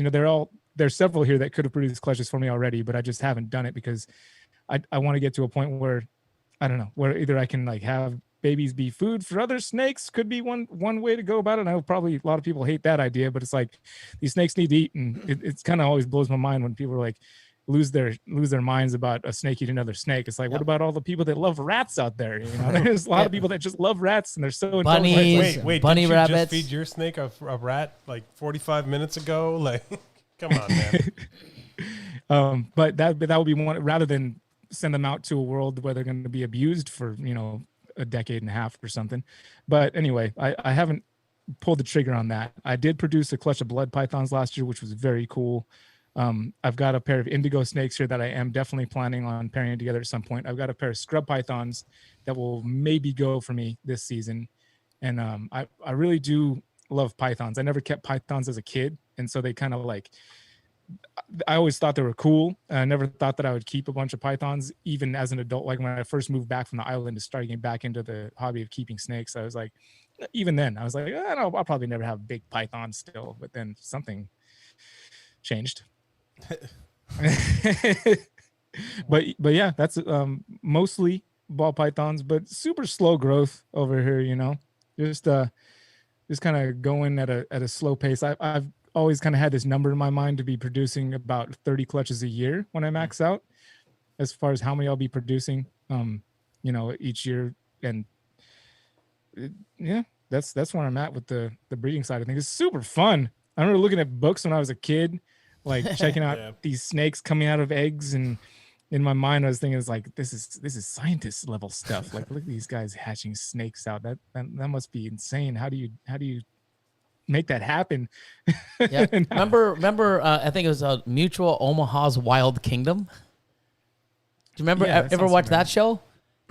That sounds familiar. I didn't. Well, it sounds familiar, but my parents got rid of the TV when I was in 3rd grade. Oh, so I didn't have TV for most of my life. Yeah, that was a show that had all the wild stuff out, Wild Kingdom, and this is how the elks run around, and this is how they eat. I think I've seen it. Yeah, it was just like old school stuff. I don't even know what period it was from, but that's how I saw the wild stuff. And it was just like, wow. But yeah, it's come a long way, our industry, that's for sure. And social media is definitely, I think, a key to the boom. For sure. In for the good and also for the bad. I mean, it's like with anything. But and I mean, it allows us access to each other. Like we growing up, I thought I was just like one of maybe 2 weird kids in my entire county that kept reptiles, but that's because I was, you don't realize there's so many people out there. Social media has made everything boom, for better or worse, in a big way. That's crazy. And the big positive, we wouldn't have found each other without. I guarantee you that I would never been like, oh, maybe go see if there's some snake keepers up in Canada. Hey. In our igloos. Yeah. Imagine that. How do you even I love keep it. a ball I love it as python? much as and I've kind of learned over this last year in particular, like how to just kind of pick and choose how much I let it affect my life, and I choose to only let it affect it in a positive way. I feel like it's something most people are still trying to figure out. It's such a new thing to be able to have access to so much different information from so many different places, so many different individuals. It can be tough sometimes to figure out a way to make it be a positive thing for your life. But I feel like this year in particular, with everything that's been going on, especially this year, like it really helped me hone in. Like, I don't need that. Like, I'm not going to waste my time in this bullshit. I'm going to find something that I'm just going to use it as a tool, you know, that it is made to be used for, which is communication. And I'm going to try to have as much successful communication that leads to good, positive things in my life and for other people's lives as well. And just try and focus on that as much as possible. I've had thoughts where I see how things can blow up real well if they're controversial, you know, like any topics. And I've had thoughts like maybe I should start a political channel and just go like hard left or hard right. Actually, I like hard right better. And just think about it because it'd be fun. Sometimes it is fun just to watch shit burn, you know. I love probably get lots of views. My whole life, You know. Yep. Before we keep diving in, we have actually 2 super chat questions. Yep. First one's from Kal-El Reptiles. This one was from a little while ago. We kind of got a little ahead of it. How dare you, sir? I know. We're slacking. It just says, Brian, what special projects do you have coming? They're so special that you have to come over to my channel to see them happen. Yeah. Ooh. There you go. Okay, second one, Tyler. Serpent Stacks. He said, Kusko, still have a toque for me? A what? A toque. A toque. What do you call them, beanies? Well, we call them toques here in gotcha, Canada, gotcha. but I guess you guys The would first place call I them, went was like- you know, a winter hat A hat. without a brim. This is the first time I've ever heard a toque. That's a French What? Canadian thing, isn't it? Toque. I guess it is, yeah. I was thinking to him, I was like, did he just mispronounce took? Like, what is a took anyway? And then from there, I immediately went to Peregrine Took, you know, the fool of a toque. It's like, I don't have any hobbits under my thing over here, but I suppose I could pull. But I thought I gave him, maybe I was supposed to give him one. I think so. Nick is also still waiting. Yeah, I'm also still waiting for you guys to pick up your snakes. Fair Shots enough. fired. Fair enough. We can talk about this every time if you want to. We will. We will. Until we have them. Oh, Elijah Snyder. Oh, what's that one say? Sorry. It says, let me see. Let me just move this over a little. There we go. Hook Billy up with Tillis to talk about collections and data collection. Yeah, Steve over Reptilis Herps. I had him on an interview one time in Florida. He actually works for, well, I don't know if he does still, but at the time I was talking with him, he was working for Eugene Bissett, which that's another guy who do. You guys get Eugene on, that'll be a good one for you guys. Eugene, you know Eugene? Doesn't ring a bell. He's an American, so I don't expect you guys to know Eugene does that, but he's like probably the biggest ball python industry pioneer that you don't know about, maybe. But there's so many of those out there. But this guy's amount of data collection is for breeding ball pythons. Like he's kind of the legend. Like he was pre-social media, obviously, but Eugene Bissett is like the ball python breeder down here in the U.S. Like that predates the other guys that are big ball python breeders, I think. Wow. And the wealth of information. The man is just like full of so much information. It's ridiculous. You guys should definitely get him on here. I don't know how easy it is to get, but I will definitely say that this is where he needs to come and speak. I'll definitely grab that info and see if I can reach out and have something down the road for sure. We'll send the jet. Oh my God. Dude, if you send a jet, he will. Exactly. These guys See, here. like, Jet. I'm trying to get Drake and all these like other rappers on here. You think they're gonna come like in Air Canada? You have to be like send the jet. Send him the jet for sure. Wow. Just Eugene is probably has been. He's really good friends with Lindy Johnson over at Freedom Breeder. They're like really good buddies, and he's also probably their best customer, for decades. Awesome. By Good to know. tenfold, I would say. So he's got big production happening over there. That's crazy. That's amazing. Yeah, there's a lot of people in this industry that just low key and just phenomenal. Mm-hmm. You know, with what they produce, what they have, their knowledge, their support and what they put in. It's just amazing. Like Steve Russis is another guy. Yeah. I've been trying to get him on but he just doesn't want to be. He's such a cool guy. He's from New York. He's got that New York thing going on. He's super chill, but to get him on a video, it's just like, come on, Steve, please. Yep. I was a huge fan of Steve back in the day. I used to go Roos's Reptiles and search what he had. And, he's the one reason why I got in to the spider pied back in the day, because back then it was like there wasn't so many different pieds you could make. And when I saw the spider pied, like, holy cool, look at the head and all white, it was mind blowing. Yeah. And in 2007, I reached out the first time to Ozzy. And I ended up buying a spider het pied female from him. Wow. And I raised that up. And then I think I bought my first pied in 2008 for like 12 or 13.5, and then bred that to that one. And in 2010, I made, I know in Canada, I made some spider pieds. They were a first in Canada. And started doing that project for a few years, but I remember that. Is that when you hit the Donald Trump ball? That was 2012, I think. Okay. But yeah, that would be a spider pied, wouldn't it? Yeah, I made a lot of spider pieds and white weddings, the all white spider pieds. But yeah, I still have actually a few in my collection. I got a cinnamon spider pied. That one's crazy. Yeah, looking. I got it. Yeah, doesn't have a wobble. Nope. Dude, I just kind of made that correlation that if Roos's was open to making videos and he was Canadian, it would almost be your channel. You guys are feeling like similar, just like but he doesn't want to put it on video for some reason. I don't know. But I'm glad that you do, because then we at least have somebody that's just willing to go full bore with everything and make the hands go. And it's crazy. That's what I mean. Sometimes I try to hold myself, try to be calm, but yeah. I mean, it is what it is, man. I mean, I'm the way I am, and I love it. And, I'm glad, with, I guess, whatever you call it, disabilities or, things that I've had to sort of overcome or deal with throughout my life. I can get to where I have, and it wasn't easy getting where I've gotten to, or even where I'm heading. And we talk about it all the time. The guys here, like, this is what we got to do. Should we do this? Should we push ourselves forward? But the good thing is the way I am, it's the way I am all the time. It's not like, cameras comes on, change. Yeah. I'm like this, and sometimes I'm even worse. And this is how I am. And what's great about it is other people see the way I am and can relate. And they're like, wow, man, this guy's so much passion. And, it's not an act, man. When I'm jumping up and down, I'm fucking jumping up and down. I've been there while the cameras are off. I know. And I mean, I'm just a hyper dude, loves this, and I love helping people, and I love pushing my collection to next levels, and it's fun, and now having like a team. Before, I don't know. I guess many people can relate. When you do this by yourself, when I wasn't such a as big as I am now.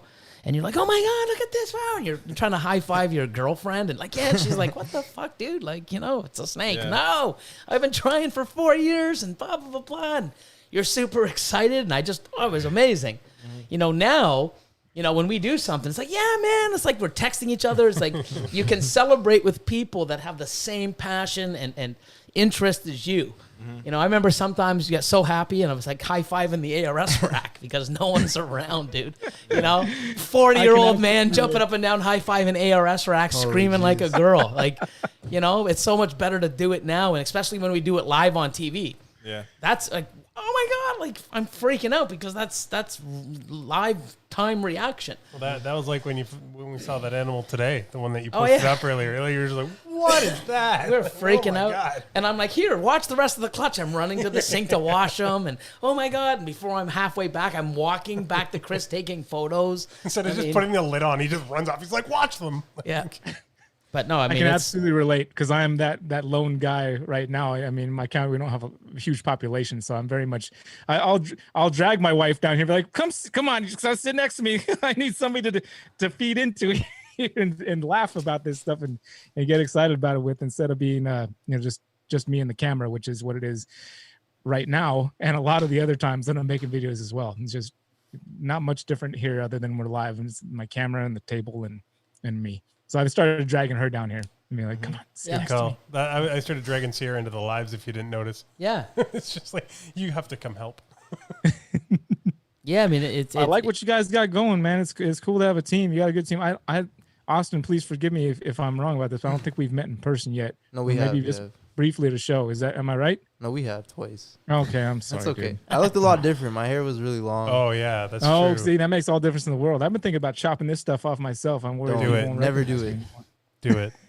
Yeah, then don't forget That's when good we're at advice. the expo or everything else, like I'm like, hey Austin, go do this. Hey Austin, go do that. I'm 'Cause always busy. Yeah, I'm always sending them off. Yeah, And then you are. Yeah, I mean, he's always trying to do this or trying to get that done or something or, How even long was it? Like down past your shoulder? Like, Oh no, Oh, it was no. like it was just really long and curly. it was Maybe, wasn't like a lion. It was like down on just like above my shoulders.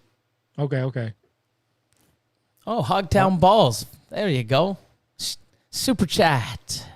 I apologize. The one guy I That's all saw good. before any of you guys was, I used to call him Lord Elion before I knew that was actually a lion. But dude, the music videos, Nuna, I know I've told you in person too, but just like I watched this, like, yes, this guy with his musical talent and comedic ability to bring the two together. I was like, I love this content. It's so good, so good. Yeah, well, you know what's funny? If it wasn't for you and Miguel, when you guys came up with Brian Barczyk, how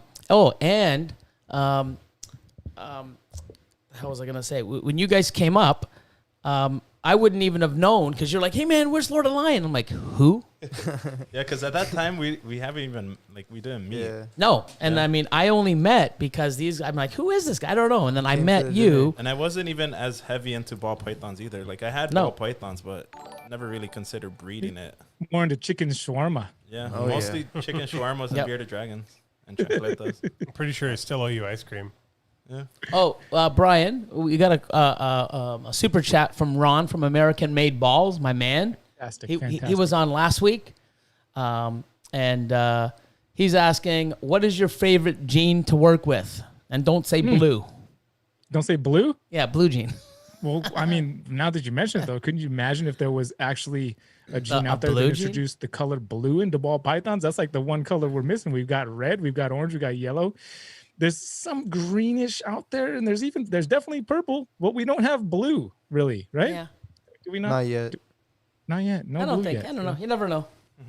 Not I don't yet. know if I'd want Not a yet, blue yeah. ball. It's not yet. Because then people going, look at my blue balls, and it'd be like, you know what I mean? You gotta be careful what you wish for. Like, Well, I mean, I'm the Clown Pied project has and will likely remain my favorite project from the first moment that I laid eyes on ball python morphs until now and probably into forever. But the sunset gene, I there's so much to work with there still, and the great thing about it is that it's recessive, so it's going to take a long time for all these different things to happen with it, and it's definitely my favorite. If, besides Clown and Pied, actually to make a Clown Pied sunset is. I mean, I feel like I want to make that secret, but it's not really a secret. It's like, of course, we want to get Clown Pie together with Sunset because that would be amazing. Yeah. But definitely seeing the different potentials that are waiting to be unlocked with Sunset, just because it has both going for it. It's got that GHI kind of effect on the pattern. yep.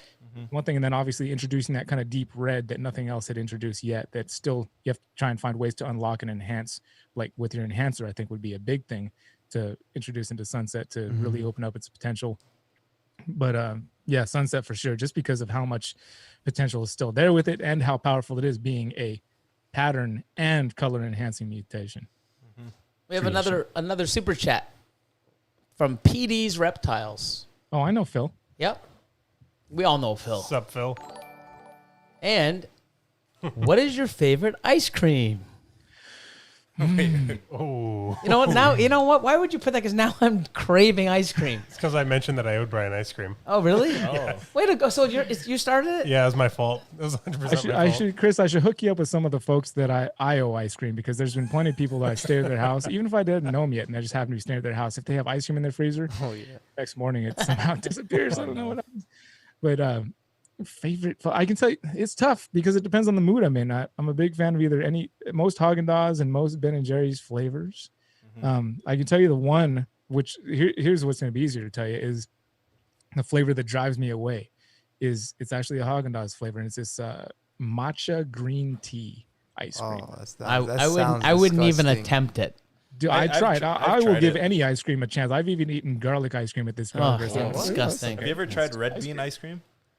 I have had red bean, like you're talking about, like the stuff that's worked into a lot of different mochi stuff in No, it's Japanese like actual culture. beans, like red beans. Yeah, I've had some stuff. There's this mochi that Yeah. that they have on the island, so it's probably more of a Japanese culture thing, but it has red bean in it. So I know what you're talking about. I haven't had it in ice cream, but the matcha green tea, for whatever reason, I took one bite and I was like, as much as I love ice cream, as much as I will steal other people's ice cream out of their freezers, if you have green tea matcha, I'm like, nah. That's crazy. All these flavors. I'm just a chocolate peanut butter dude. That's it. Oh yeah. So if Just you have that's Brian- it. I mean, you know what? A chocolate, peanut butter, chocolate swirl, chocolate, caramel. So if you have Brian like- coming over and you want to protect your ice cream, you buy the matcha green tea ice cream. yeah, but it'll be If in, you don't like it'll it- be in your fridge forever. Yeah, but Or, Like, you know what I mean? or what you you also do won't eat it. is you put that one at the front and you hide all of the other ones behind it. Or you There you go. or you just print the label and put it on the other Exactly. one. Oh yeah, just empty Exactly. Wow, You're gonna do that on the jet. crazy. Dude, eh? stop giving people ideas. Like, you know what? I'm gonna start checking now. I don't care what it says on the label. Look in there. Open it So up. You put the actual thing inside.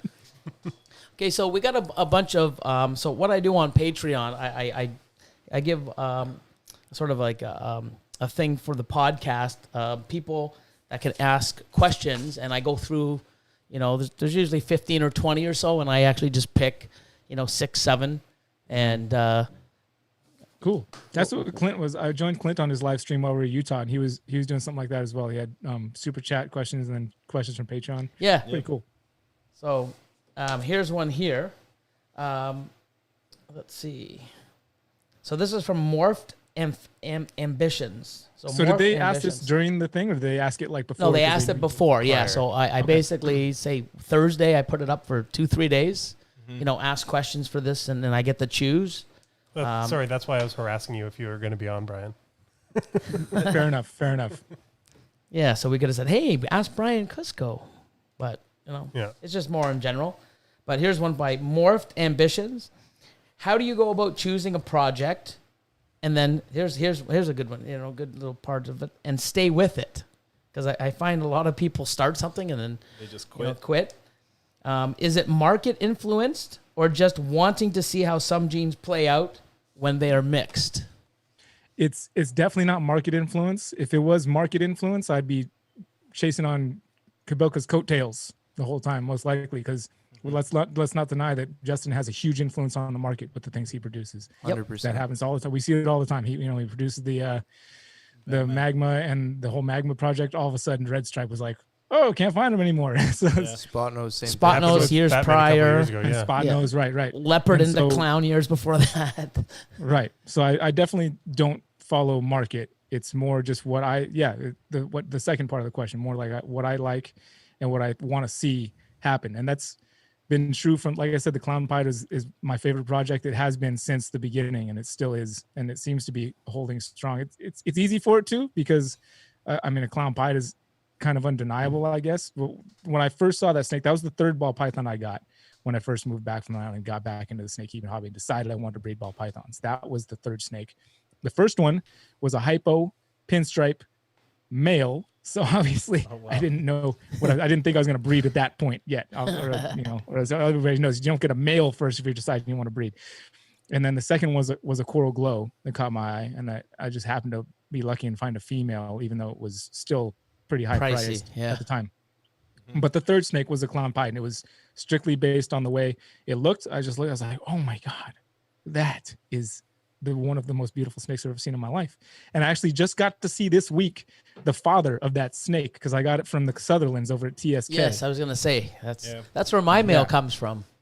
Yeah, so that I got to go see it over there. But yeah, Clown Pied. I how I pick a project, I just like that's the first project I started with when I decided I wanted to breed was Clown Pied. Oh, cool. And that was that's still 5 years ago when I got that snake, and that's still where I'm at. Is I want to work the Clown Pied project, and that's going to be the basis of the projects that I work for the foreseeable future until I'm an old man grandpa. Just seeing how many different cool combos I can work into Clown Pied. That's still my so- dream animal. That's the reason we bought those animals from you. Like we want to make like Because I wouldn't sell mine. No, we could go out and buy one, but like at this point, it's more like we just want to make our own that first one. You know what I mean? Once it pops out, then it's game on. But Yeah, you know, I think that especially when you're saying now it's something that was your you know, one of the main reasons you wanted the breed, and it's, you know, it was that captivating animal, and it still is to this day. You know, I'm sort of the same with the clown pied stuff because I'm going nuts with it. I love it. I've got you know, I've got a lot of stuff, double hets, triple hets, quad hets, but we should have a couple clutches this year actually hitting our own visual combos, which will be a first for me. But yeah, I love the project. You're in. I mean, I think everybody here is. I think in we the project. might have one shot depending on if that male proves out. If he does, then we'll have one shot at double visuals this year. Yeah, I like One the shot. clown pied a lot. That'll be for my coming season coming up. It'll be my first chance of producing a combo clown. I haven't produced a clown pied myself yet, but this coming season will be my first chance. Neither to do I. This year do here, so. as long as she you already drops. you have 2 that are gravid. Yeah, so nice. I'm hoping. The first girl that laid 6 eggs, 3 were slugs, and then 3 were eggs. And then we candled them. All Nothing. infertile. Yep. No veins, no nothing. Like, really? But she was one of those ones, they were really picky feeders. ASF's not eating. And I mean, your male didn't start breeding until recently, too, right? Yeah, yeah, I mean, that didn't help. yeah, I got my male from TSK also. And, you know, for the first 2 years, you know, he's 1,200 grams, did not know what to do. Finally, year 3, superstar. Yeah. But, like, this is crazy. And that's what I think. Like, you know what I was saying earlier? You know, there's a project. I have a clown pied, and, you know, I get in 2016, raise it up, doesn't breed in 17, doesn't breed in 18. Finally, a little bit breeds in 19, you know, and now this year he's going to be full force. But, like, wow. And people think, oh, I'm going to get this. And, it doesn't just fly and work every way you want. I mean, I had this male for 2 years. Even at 1,100 grams wouldn't lock at 2 years old. I'm like, wow. But year 3 and 4, man, he's doing well. And now he's going to be a big part of my breeding project moving forward. And he is already now. I think that's what separates out people that are just trying to do it to, you know, maybe make money, which is what some people do get into it for. They see there's a lot of money in there, but then they find out real quickly the animals don't care what plans you have. They got their own plans in mind, maybe 2 or 3 years down the road past what you were thinking. Yeah, that is so true, though. I mean, but if you love the snakes, it doesn't matter. Correct. You know? Yeah. I mean, the only reason why I like to turn my, you know, what I don't want into dollars is so that I can buy more stuff that I didn't make and keep growing. It's like that addictiveness. Yeah. You know, it's like, oh my God, I got a great sale. Go on Morph Market and see what. It's just, you know, it's such you know, I mean, we all do it. I mean, we're all guilty of it. You know, but it's just something that's definitely, it's just awesome, especially creating stuff. And I'm excited, and I mean, this will be my first year making a clown pied. I've had them in my collection. I've got a female, you know, that was supposed to go last year, first year, egg bound, died. Wow. Yeah. You know, I got 400 breeder females, and my gravid clown pied female had to be the one that was egg bound. Like, wow. She was gonna lay like any second. Yeah. We were checking her every day. Like, come on, you gotta go. You gotta go. What was she bred to? Oh yeah, she was bred to the lavender clown het pied. She had 7 eggs too. That's horrible. Yeah. Day. So yeah. Clown pied het labs. I mean, wow. Like, you know, everything would have been, you know, double het or visual. Like, yeah. I mean, it sucks. And these guys know. I took it, put it there, took a picture of it, and, you know, that was it. And, you know, that snake, it was funny because that snake, the year before, I was offered $12,000 for her. And I said, nope, I don't need the money. It's what's the only one I got. I want to breed her. Even I wanted You offered me, yeah. At first it was 10, and I'm like, no, dude, I've got somebody who wants to buy it for 12. And they got upset with me. Remember, I didn't sell it. Yeah, they were mad that I didn't sell it for 12 because it's 2,000 over asking. It's not for sale. And sure enough, I mean, they're probably laughing at me now. But hey, you know what? Things happen in this hobby, and like I'm just like you said, I put it out there. I'm real. You know, something happens, we show it. We do everything we do live. I mean, if an animal comes out kinked, and we have some animals now that we'll be showing. I think 2 out of the 10 or 3, one's missing. 3 of them are missing an eye. I thought it was only 2. Was it 2? I think it's 2. But we're going to be showing that in the update. Things happen. People have defective snakes. Things don't make it all the way to term. Females slug out. It happens. I mean, we're at clutch 85. Yep, around there. 85. We've only had 2 full slug females, like just totally lay slugs. No, maybe 3 now because we thought the one yesterday. The one. And then, we've had the odd one. Not many. I would say maybe 10% would lay like 7 eggs and a slug or 2. So it's definitely not running them too hot or overfeeding or underfeeding. I mean, when I have 85 clutches out and maybe 5 of them, that's what, 7%? Something like that, 7%. But then some of those animals I was sort of breeding to try to, get them to get back on food, or they were building and they just, the male was too young. That was the last clutch. We bred them to, Austin's clutch, and we got 7 eggs, and then 2 months later we start breeding them to another female, and all slugs.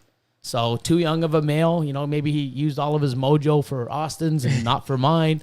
I mean, things happen. Yeah. I've even had big males breed and get slugs. Like what?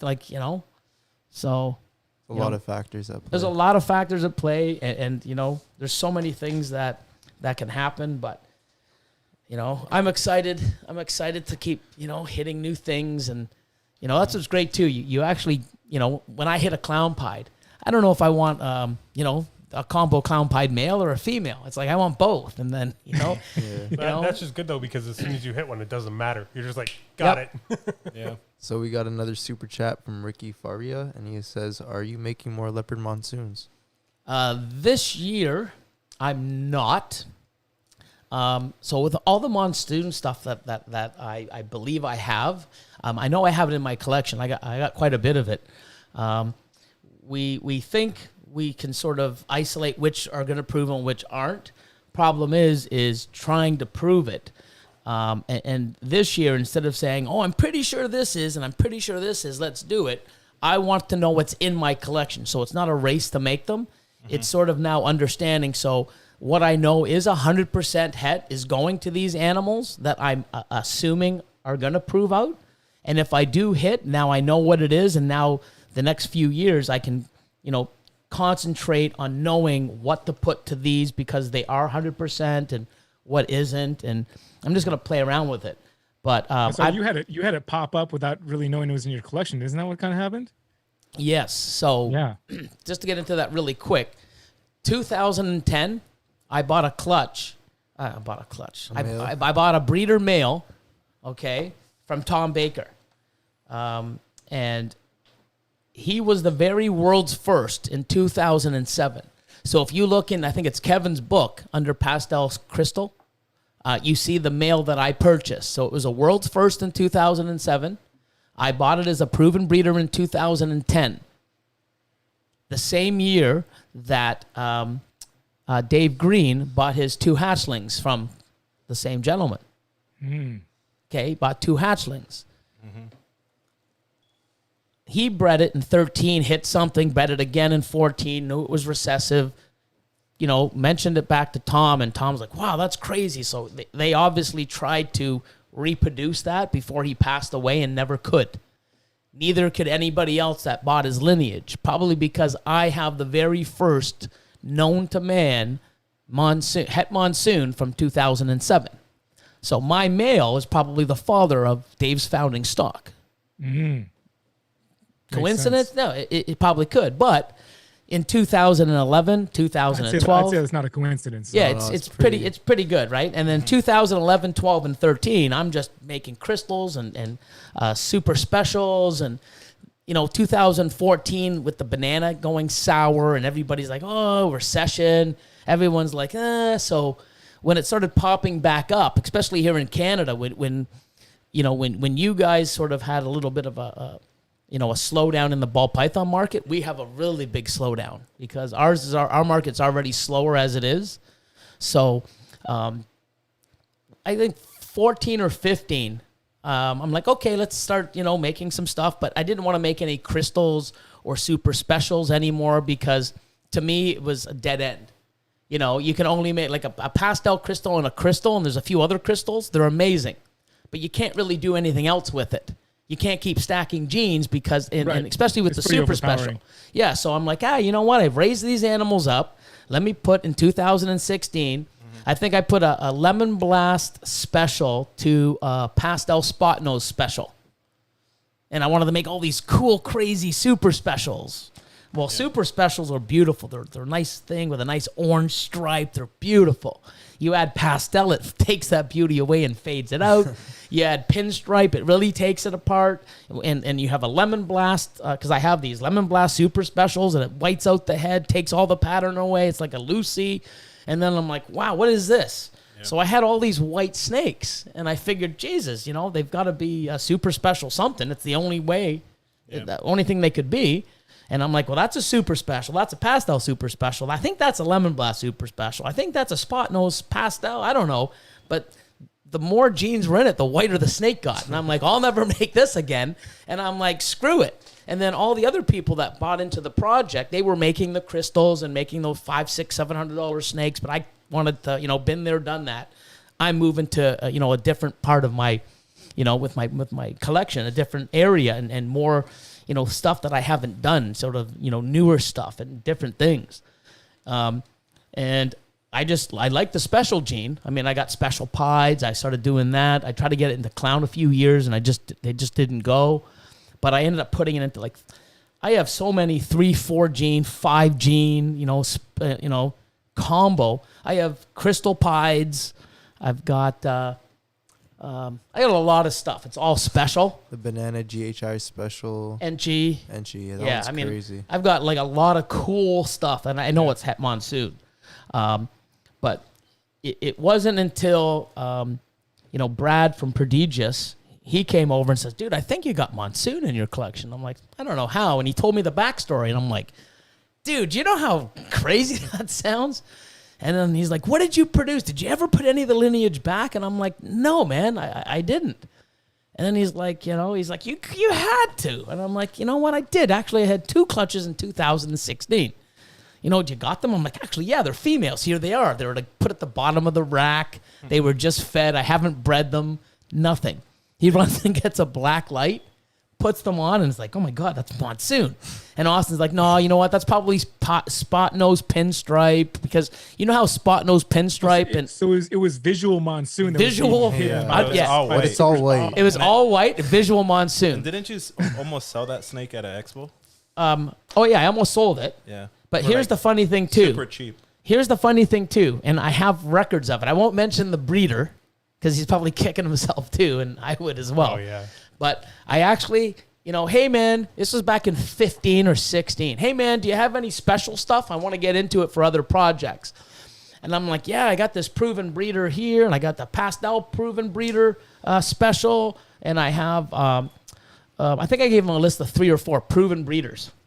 And I think I was asking $800-900 or $1,000, I forget. I have the actual thing, but I think it was maybe 900, 11, 15, and no, too much. Well, they all proved out to be Monsoon, Het Monsoon, because that's how I produced that. I do have a few visual Monsoons, but it's crazy. And then the ones I have are super special. I have 3 or 4 animals that are super special. Mm-hmm. Can't tell what they are. They can't tell what they are, but under the black light, it looks Monsoon. But they're also leopard spot nose pinstripe pastel, and even possibly super pastel. So and the super special. And I've never made anyone like it. So I've made probably a good 10 to 15 super specials with a bunch of combos. None of them look like this one or these couple.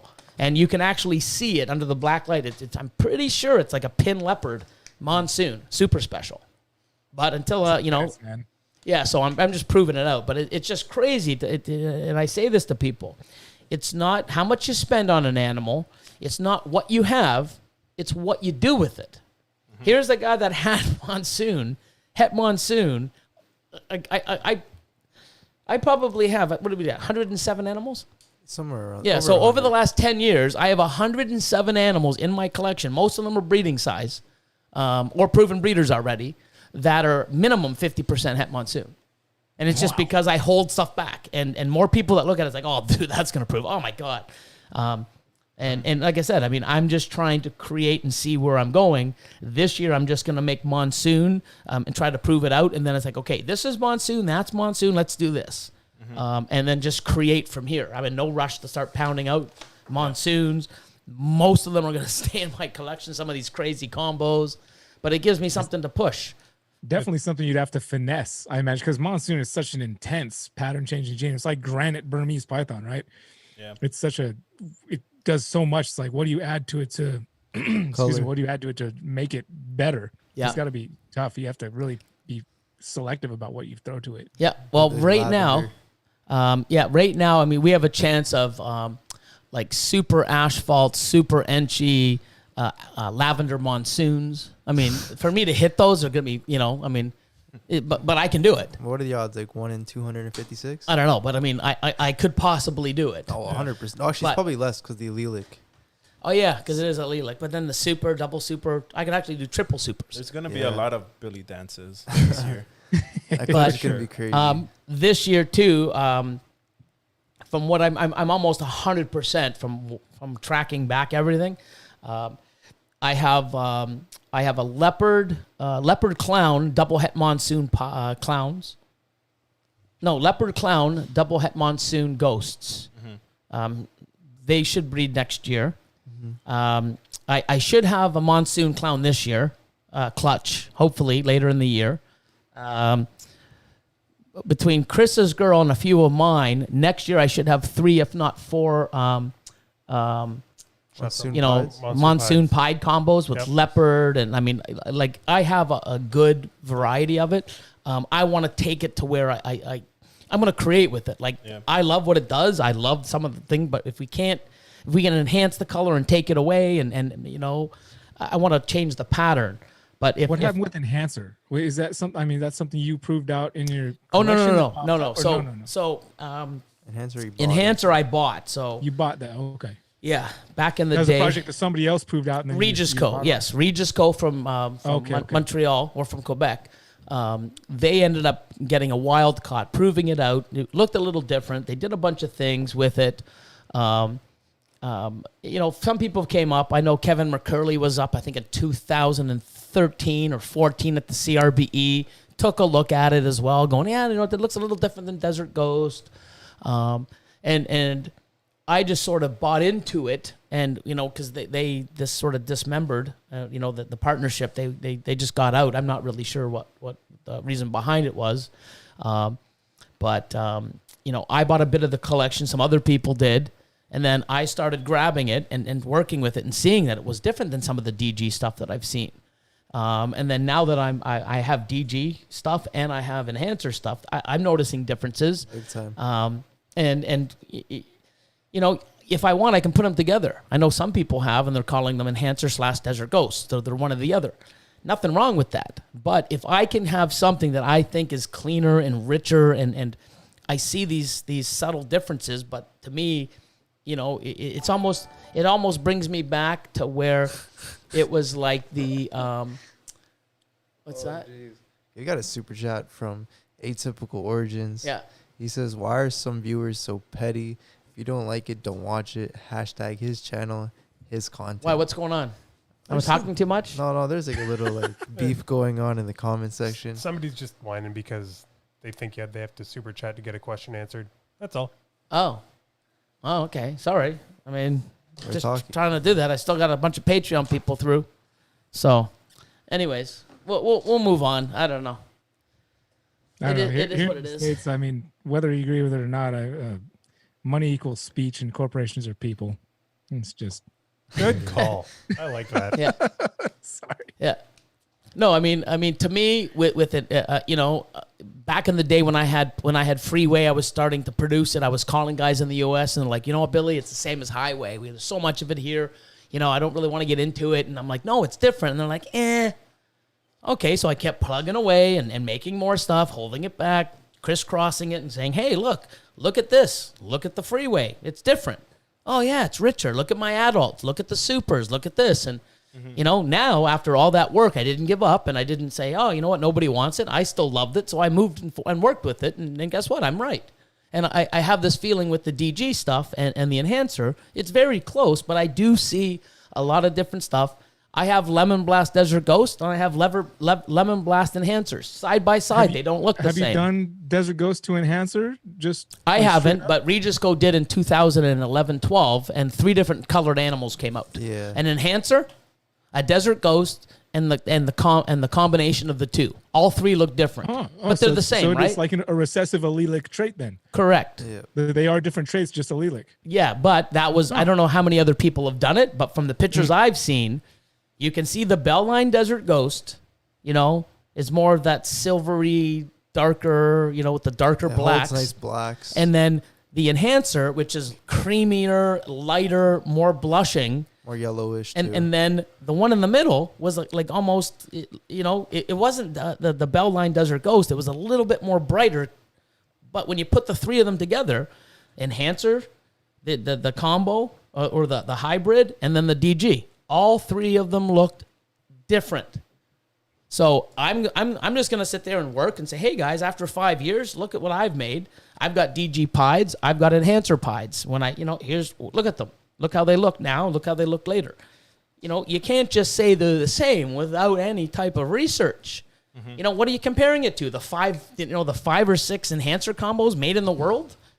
I mean, you can say it. Whether or not you're right, that's where the research comes in. Yeah, and, you know, here's the thing. I'm going to keep it separate, and if at any point down the road I'm like, you know what, it's not that big of a deal, and it is sort of very similar. Mine's just a newer line. You know, it's the same thing. It's just a little cleaner because back in the day, you know, when the Bells had the DG, back then they were putting it to anything that we had available back then. Like, you know, it wasn't the quality that we have now, so that could be a huge factor as well. I don't know.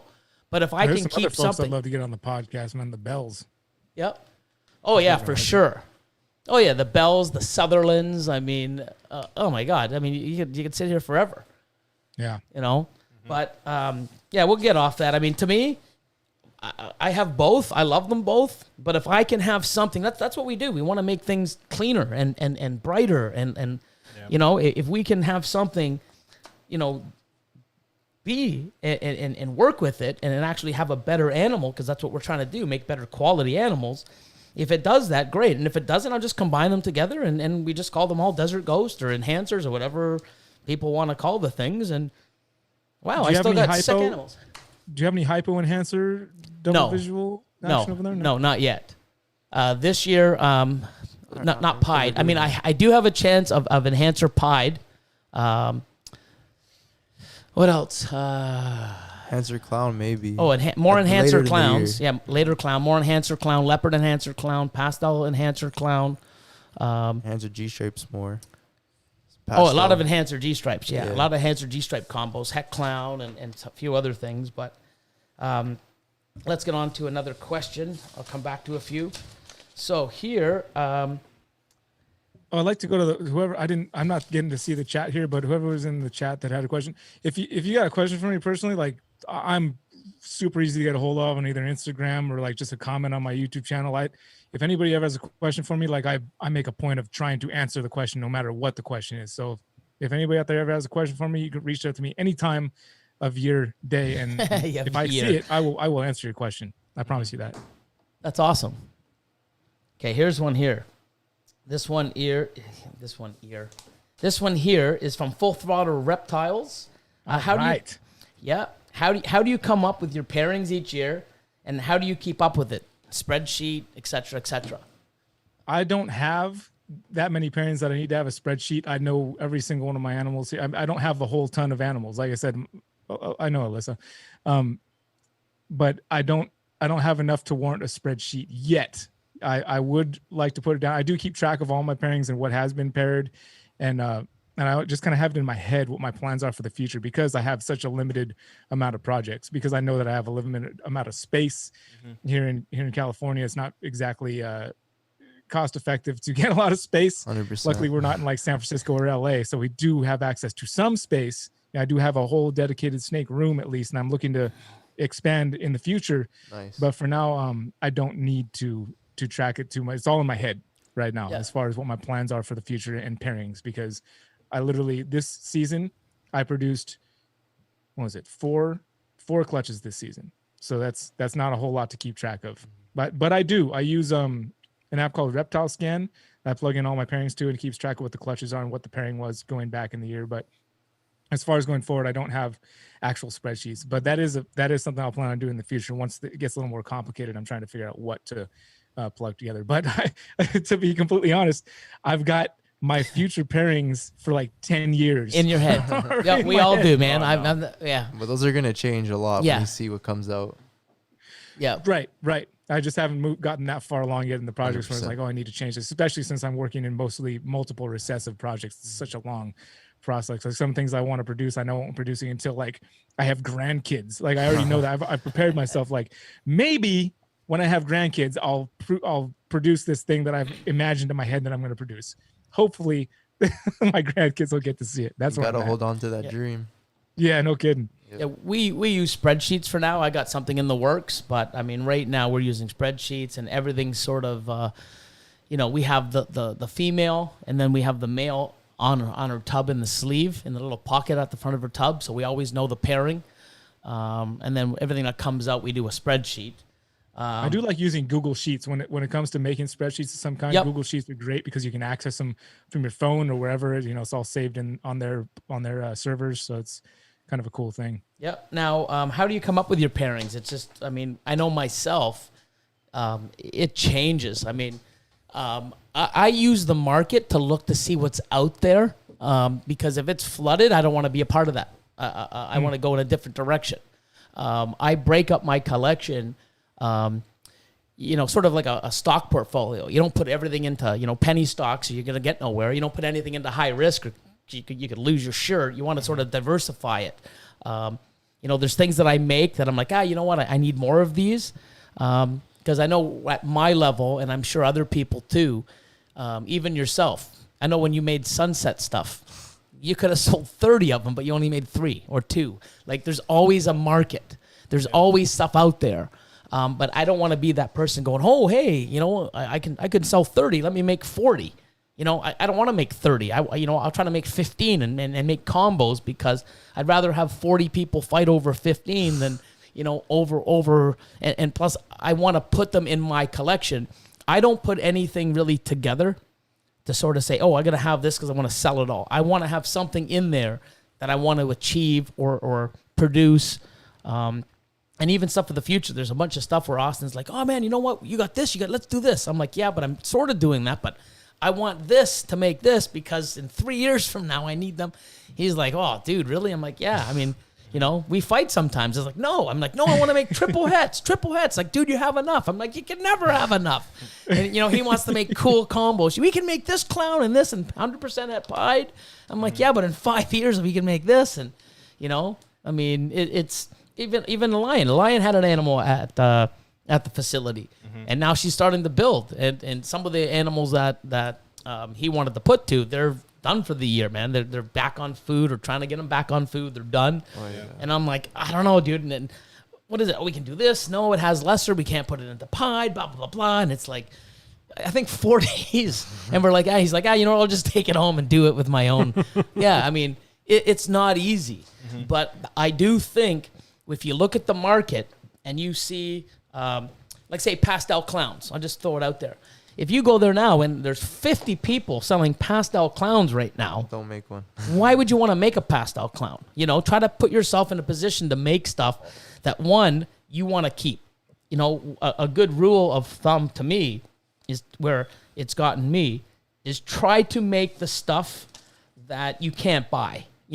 Try to make those, and people are like, oh my God, I can't believe you made that. Well, I can, because I put the ingredients in years ago. How Well, do you make that's all kind of these where I am. crazy stuff? That's kind of where I'm at by default because most of my projects are multiple recessive projects and working those recessive into other recessive. So it's by default I'm kind of there. Like it's at a spot where incomplete dominant is just kind of like the little bit of spice to throw Right. on top of the projects I'm working on. So the rest of it is all getting these recessive combinations together. So, and when it comes to projects that like I really believe, like with the Sunset, like I really believed in the value of this project. And I remember there was a Sunset breeder ball python page on Facebook that I was in and I was still in. And I remember when we were first starting to see other people, like kind of more than just the first few people who were working with it, I went in and I made posts. I was like, you guys, you know, if we want it, it's up to us to keep the value of this project up. And I went in there and made a, you know, trying to encourage everybody, like, don't just drop your prices, like to just try and undersell the next guy and the next. And I still do that. I hold to that. Like if I have one of the first since I produced, I put it at a price at what I thought it was worth and what I thought it should hold at. And I didn't drop it. I still have that snake because I wasn't going to drop my price just to sell it. And I'll still have that. I featured on a video recently doing a update on holdbacks, and she's a holdback here because if somebody wants her, that's still the price for her. Yeah, but That's the one with your wife, right? Yeah, and Yeah. I'll keep that snake here until somebody could still like pick her up if they wanted to, but I don't think anybody's going to pay that. But Dave wanted to get some animals off me after because I was hoping I'd had a pip right here so we could show right here in the live stream. That's my last clutch in the incubator right now is a Sunset clutch. Oh, and nice. it's like it's due this week and they're already getting like more desiccated than the other eggs. I thought it looks like there's going to be a slice there any day now. But like, and he was looking at some of the prices. He's like, well, look, somebody's pricing this at this. I was like, I don't care. I don't even look at other people's prices, honestly. Right. Like I put it what it's worth to me, like how much I have emotionally and monetarily invested in the project. And if other people want to put a lower price, that's on them. I'm not trying to race to the bottom. My buddy Garrett says this all the time, and I wholeheartedly believe in it. It's like, I don't want to race to the bottom on projects. I'm going to price the project what I think it's worth for me personally. And if nobody wants to buy it at that price, then I'll just keep it. What I don't understand is people doing that with some of the higher end stuff or the projects that are needed. It's funny because if I have an animal that I wanted 900 US for, and it's 300 grams, and then no one buys her, or they give you low ball offers like, no, I'll keep her, and then I'll go weigh her again every month or two, and now she's 500-600 grams, well now she's 1050.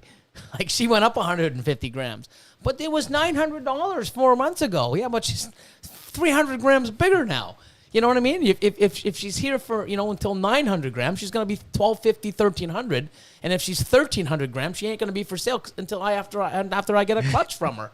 Like people don't get it. Like they don't devalue because they get older. They're actually more worthwhile and they're more in demand. I've got a visual clown female. Somebody was reaching out to me saying, do you know anybody that has visual clown females for sale? And I was like, good luck finding that. Like he was looking for breeders, like breeder clown females. I was like, man, that's going to be tough. He was like, do you have anything? I was like, I've got one that I might be willing to part with, but I don't even know what people are selling them for at this point. But I remember when I was first looking at them, however many years ago, it was like people were suggesting that the market value was $1 a gram for a breeder clown female. And I was like, all right, well, that's what it is. So I went and weighed her and she's like $32.50. And I was like, well, it's $32.50. He's like, oh, I don't have that much money. I was like, well, she's staying here. She stays here, yep.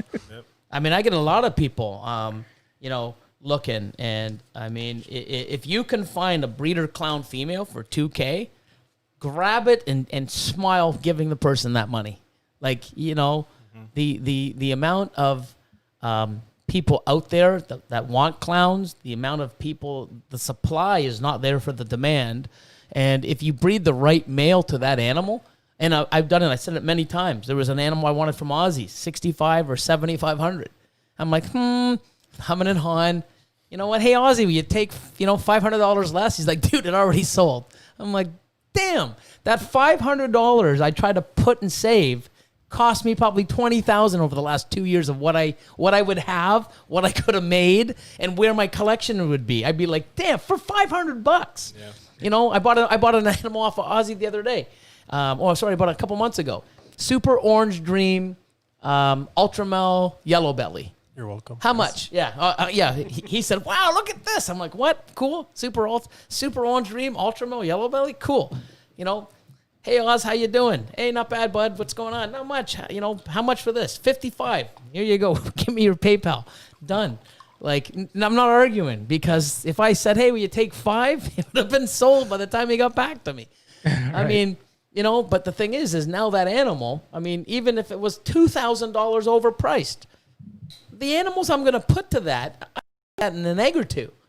Like, people don't realize what you save or what you're trying to save is going to cost you 10 times that in a year or two or in the first year or two when they breed, especially in a male. You know, when you have a male. The flip side of that, sorry. Yeah, go ahead. To the flip side of that coin, like no matter what project, eventually there's going to be people that get in and drop it. And that's why, you know, going back to that cliche we were talking about earlier, which is, you know, just breed what you like and work with what you like. You know, if you're going into a project just for the money because it's a high value project, then it tanks. Like you're going to be hurting, you know, unless you really like what you're working with. You don't care about that as much, and it doesn't hurt you as bad because you're like, well, it doesn't matter. I still am having fun with this. It doesn't matter if somebody decided they wanted to bring the general market value of it down to whatever it is. Right. And that being said, I mean, with my collection, I can take risks. If I take some risks and make some stuff and they turn out to be all white snakes, I'm not going to sit there and go, oh, my whole season's shot, because I'm not putting 250, you know, clutches at risk. I'm going to basically go, I'm going to do this. I'm going to make this. I'm going to do this. I want to make this. And if I try to do something that doesn't work, it's not, you know, or the market crashes on that project. I'm not sitting there going, oh man, I have all these. I made all these animals and they're tanked. You know, I want to push my projects to other levels. And if I'm going to take a risk, I'm going to take a risk with a little portion. So if anybody's doing this, like you had 4 clutches, I'm sure those 4 clutches, you don't even, I guarantee you didn't even think that, I mean, wonder how much these are going to sell for when I make them. That's the last thing on your mind. And that's what people got to get out of their head. Oh, what is it worth now? What can I make? How much are these going to be? What do you mean how much are they going to be? What can you make, and what can you make to make stuff down the road with it? I make ingredients. I don't make, you know, and then when I make the ingredients, whatever I don't need, that's what I sell off.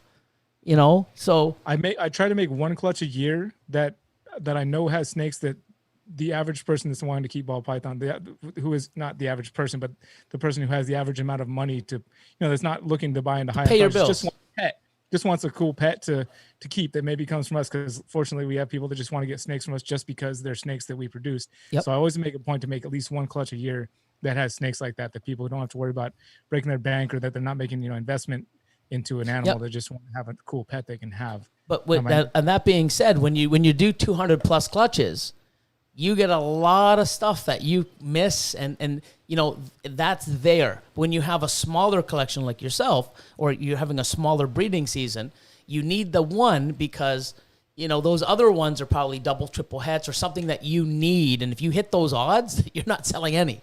You need that little. But when you get to, you know, to almost a monster like myself, when your place is fun to run around and pull open tubs, man. I know, it's get like, old. Hey Billy, what's this? Hey Chris, I want to see what's in the tubs. We were running around, I mean, and it's go ahead.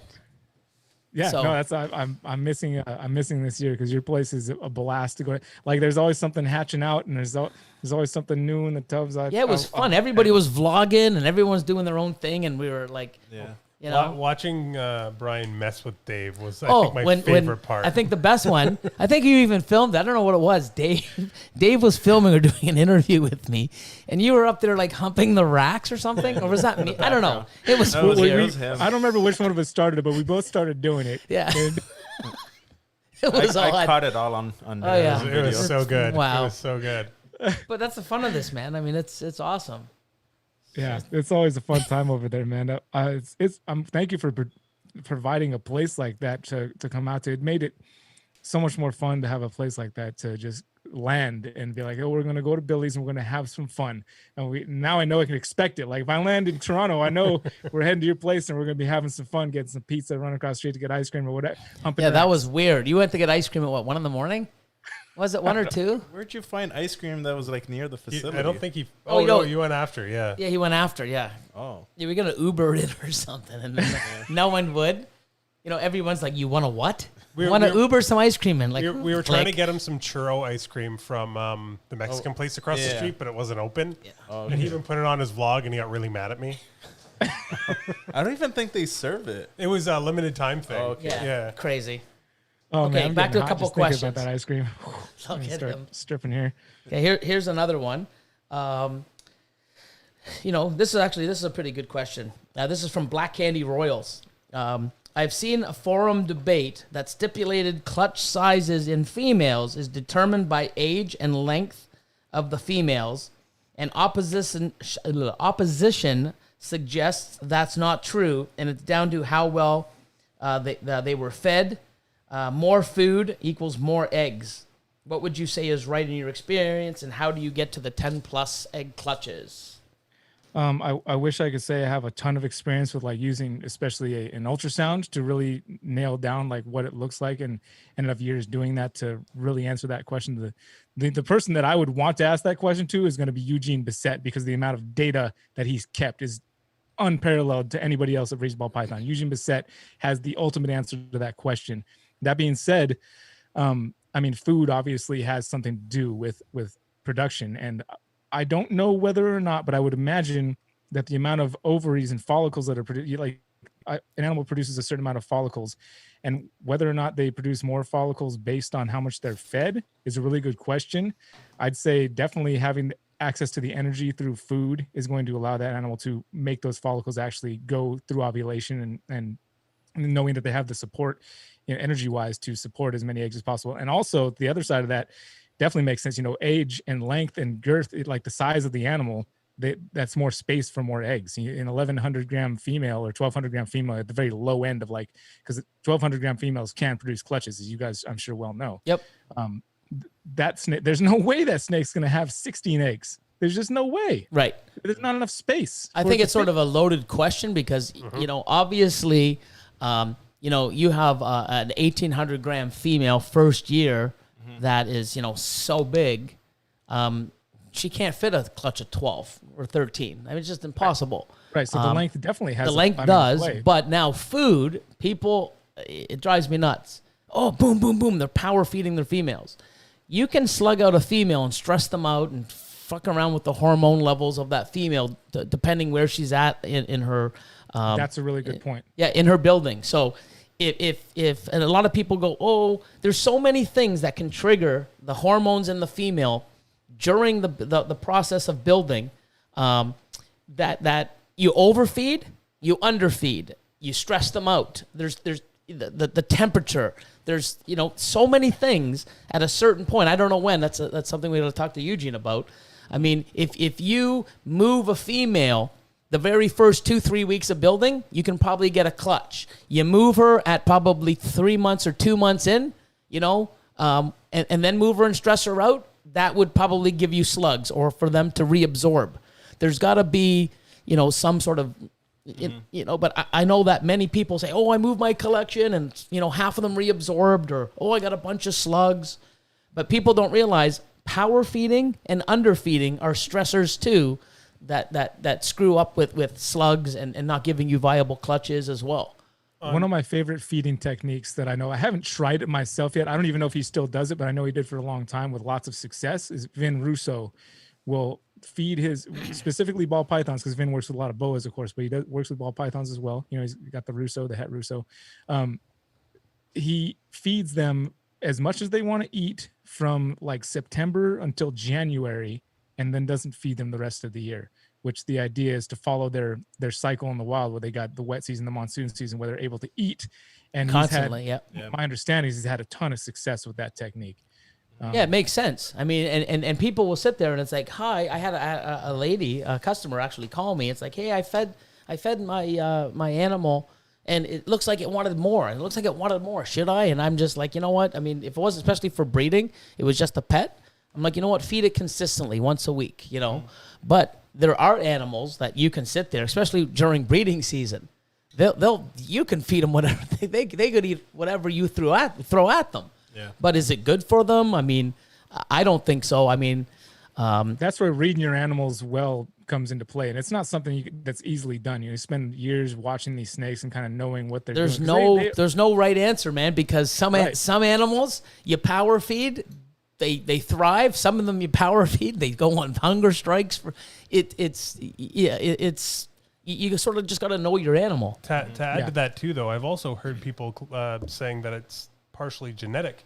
That from a female that gives you big clutches, if you get a female from that, it's more inclined. You know what? Give big clutches. It does make a lot of sense, but I don't have any. I'd have to start looking back now. What I do know though is I don't think age plays a whole lot of a game in it unless the animal's been consecutively bred over and over again. Because I just had a female that's 12 years old give me her first clutch ever. It was only 5 eggs. Yeah. I had an 18-month-old female give me more than that 2 weeks ago. Yep. So I'm writing this question down because I'm planning to have Eugene on fairly early on in the people that I start having live interviews with, and I'm going to make sure that I ask him that question when I have him on. That's really cool. And that's awesome, man. Black Candy Royals. Now here's one. I'll answer this really quick. This is from Nico. Do you see the chance to ID an asphalt from a yellow belly or a gravel from a yellow belly? The gene pool seems not to be specified or not really explored yet. It's explored. It's tough. I've been playing with yellow belly and asphalt for 11 years now. When Justin came down, he asked me that too. In 2017, he did a video, Freeway Madness, I think it was called. And he asked me, he's like, hey, and I'm like, yeah, I think I got a 70% track record, but I've had ones that I would have sworn were going to prove out to be asphalt, and I get ivories. So basically, like he said, it's like, so basically, you know. I mean, 70% isn't good enough. I've just been trying to figure, because most of my life, like growing up, I've been playing on this stuff called asphalt, and I can't figure that one out. Yeah. So everybody watching, if you haven't already know, so have you ever heard someone in Europe or England, in the UK, they say albino? It's not albino, it's albino. It's albino here, but in their culture, in their language, they say albino. Same with pied. I would think that here, though, when we say albino, that would be a candino, right? Wouldn't that make sense? But it's called dino, like albino. But yeah, but like so you see what I'm saying? So the more we dig into this, the more nuts it is. Hold on, but so people say pied. People say pied. Okay, it's leucistic. Right? Yeah, I say pied. Other people say pied. Or pied. Pied or pied. Some people I say call pied. It royal. Yeah. Here, controversial. I say tomato. Yeah, tomato.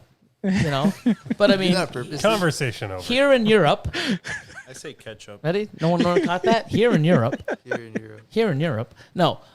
In Canada and Australia, we say asphalt, even though it's asphalt, but we say asphalt. I've always have it. If you look it up in the dictionary, it says Canadians and Australians pronounce it asphalt. Don't know why. It's asphalt. That's why I say it, because I've been saying it for, 7 years. I like 7 years. Since I was 7 years old. Wordplay, man. I love playing with words and messing with people with words and just like looking at it's a very fun topic for me. Words and pronunciation and stuff like that. It's fun to play with. It's one of the greatest things that human achievement is, to be able to communicate with words and how we can play around with them to make all these different funny jokes. So here's a quick, we'll do the last one and then we'll get into something else and just, seeing what's going on with you. CH Reptiles. It says, love all the egg cutting videos and candling tips, but can you talk more about hatchling care after they first shed? For example, do you leave them all together in their egg tubs as a group and still in the incubator until first shed? Then after they shed, you move them to individual tubs. How long after they shed do you wait till feed? If they do not feed first time, do you wait a few days or try again next? How do you do yours? I don't cut eggs here, just personal choice. I just like to watch them come pip out of their eggs. So when they do, I put them into a tub altogether on a wet paper towel until they shed out. And then once, do you put them back in the incubator, or do you put them in like a tub in your rack? I put them in the same rack where all the babies are. It's the same rack that they're going to be separated out to. It's the ones that can fit the 3 different size tubs in the same. Okay, the yeah. 18 or the. And so I put them in the double wide size tub together on a wet paper towel until they hatch out. And then I should go back and say, like, if everything's pipped and there's one egg that hasn't, I will cut open that egg to see what's going on with it. Yeah. And usually it ends up being a snake that crawls out and dies or was never going to, yeah. But so once they're in their tub together and they all shed out, as they shed out, I'll take them out and put them in the smaller V15 or the FB5 CV with cocoa blocks and let them chill out in there until I'm ready to start offering food to them, which I usually do probably within a week of them having their first shed or so. Yeah. And I get everything started on frozen thawed, which is a very painstaking and I can process that makes you imagine. want to beat your head against the wall sometimes, but that is what I do. Do you assist feed? I will assist feed at a certain point, and by assist feed I mean, take the rat and put it into the animal's mouth and then set them down and let them work it themselves. Yeah. And yeah. Cool. Yep. I myself, I basically, obviously I cut, No, you don't. I've Wait, never seen what? you cut. No. Since I don't know when? what you're talking about over with there. scissors? Oh, Oh. Are you ever gonna post any videos about that? Yeah, Use some shit. bigger scissors. That's what you need. No, he That'll likes help you using with your cutting razors. better, Don't I think. encourage me. Yeah. But anyways, once we cut, we put them back in. I've always done it like this, so I haven't changed. So I don't know what's more beneficial or not. It's just something for me. You know what? Leave them in there. They're going to make a mesh and shed. They've come out of the egg. It's the same temperature that they're used to the smell.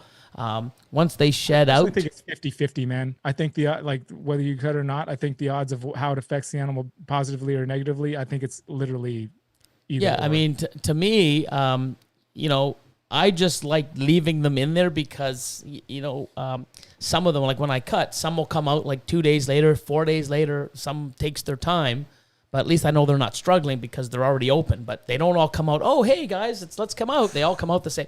I've had one that were out 4 days and the last one finally came out. And I cut the egg open. I was like, come on to the party, dude. Like, I don't know what you're waiting for. But I leave them in the incubator. And then once they shed, I'll look and then, I usually do an update video the same day or the next day. I put them in. Now I use cocoa. I use the same smaller tubs and I put them in on cocoa and give them water. And then I usually like to try to feed depending on on when I put them in, because I get a weekly delivery. I don't have access, and have them at my, disposal. So sometimes they get fed, a day or two, and sometimes they wait 5 days. So it all depends on the schedule of, when I put them away from when the rats get delivered. But I've had some come shed, put them in, and the next day I fed them, and I've had a good, amount of animals that actually, took it. But, sometimes, the whole clutch eats like, wow, that's amazing. And other ones like, really? And then if they don't take it. That's something I'm going to try soon is something that I just saw at TSK while I was there. Colette had rat shavings, like nasty, feces-filled rat shavings inside the incubator of her colubrid incubator. And there was a study in Vivarium magazine, like way back, like a couple decades ago, where they actually use like strawberry scent in the incubator, mostly for animals that usually feed on lizards and whatnot. And they come out and they're trying to get them started on rodents. But they would put this strawberry scent in there in the incubator while the animals are incubating. And then they would use strawberry scent on the rodents that they're feeding to these snakes, and had huge success getting them started on rodents when they're usually animals that start on lizards and stuff like that in the wild. Wow. So I'm going to try. It's like I'm going to actually try and scenting implement that here and start putting whatever the smell is of the rodents that I'm feeding. Put them in the incubator. I guess the theory is that the snakes get used to that smell and they're already kind of ready. Like, I've been smelling this the whole time in the egg while I've been waiting to come out and start my life here. Now it's in front of me. What do I do with it, chomp? Exactly. It's so fun to see some things like that. Like it was knowledge from literally decades ago, but to try and put it to use again today. Yeah, and that's a lot of things. I mean, there's a lot of stuff. Like, it's funny because you were there when we had the 2019 CRBE when I had the contest, and Brian from ARS came, and everybody's talking, chatting, opening up the racks, doing this, vlogging, pictures, etc., searching for ice cream, Brian went over, was looking at the racks. It's the first time he's ever been to the facility. And I had 3 hatchling racks. He went over and he's like, dude, I don't see a thermostat on this. I'm like, I don't have one. He goes, yeah, I felt it. It's, ambient. And I'm like, yeah.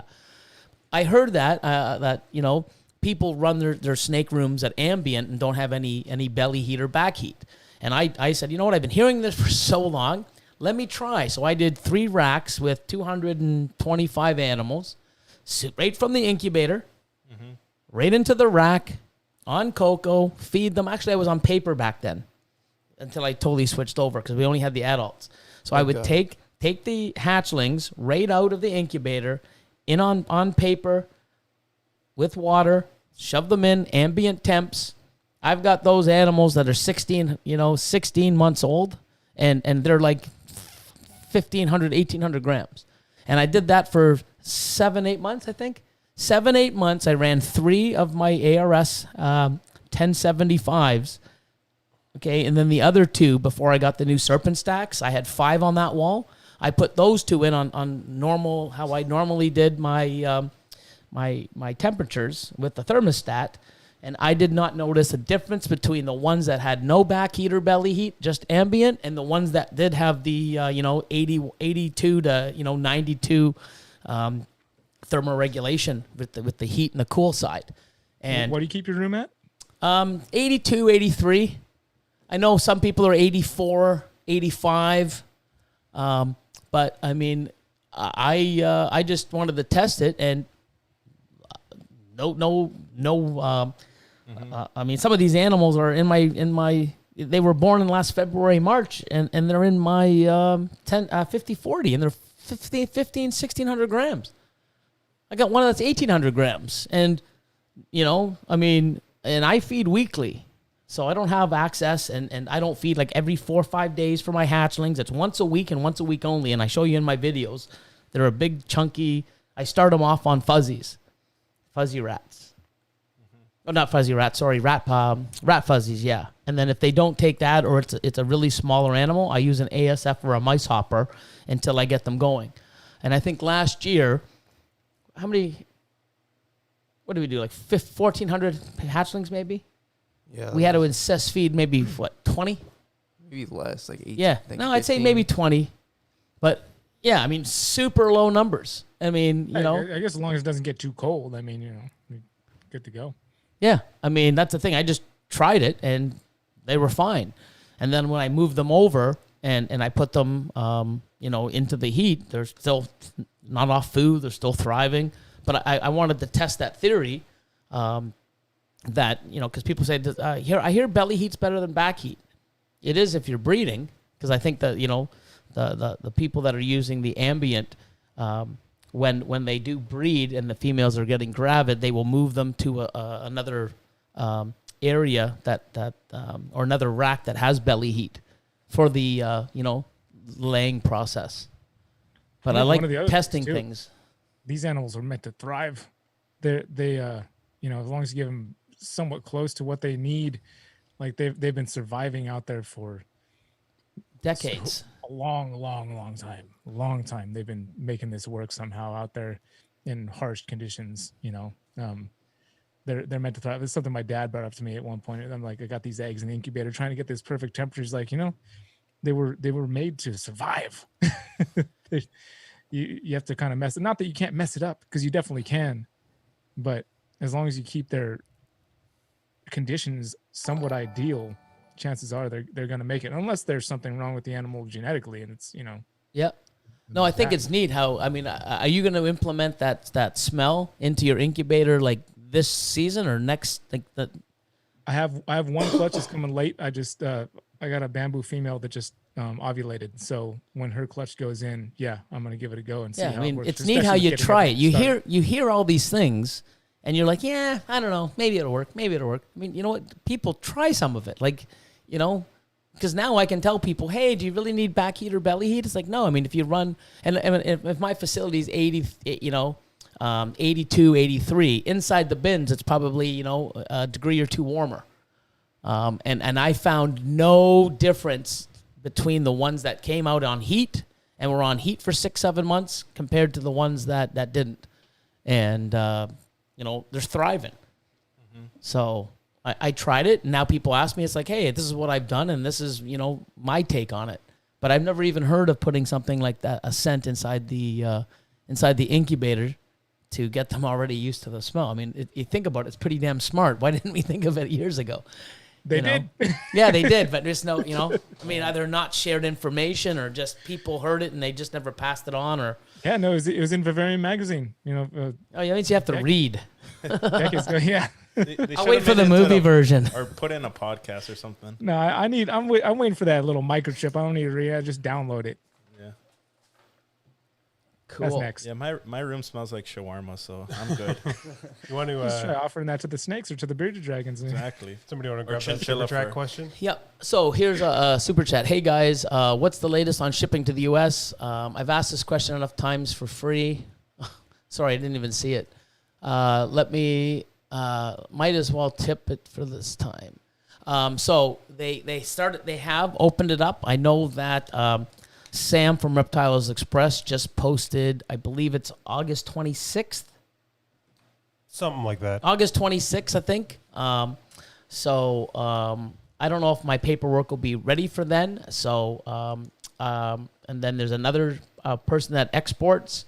Animals will be coming out within the next, I know there are shipments going out this month.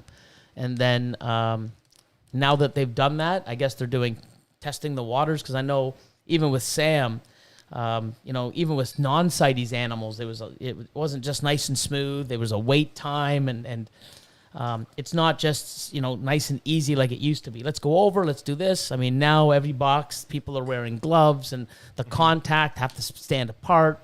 Going through these animals, it's not like if it was 3 hours to do it, now it's probably 5 or longer. Yeah. So I know with myself, when they're doing an order, I can't just, hey, I have 75 customers with 80 snakes. It's like, it ain't going to happen. I mean, we can't do that in the time with all these new procedures and precautions. So now, even myself, I have a max. So I'm starting to do it in chunks. So here's, 15 to 20 people. Here's another 15 to 20 people.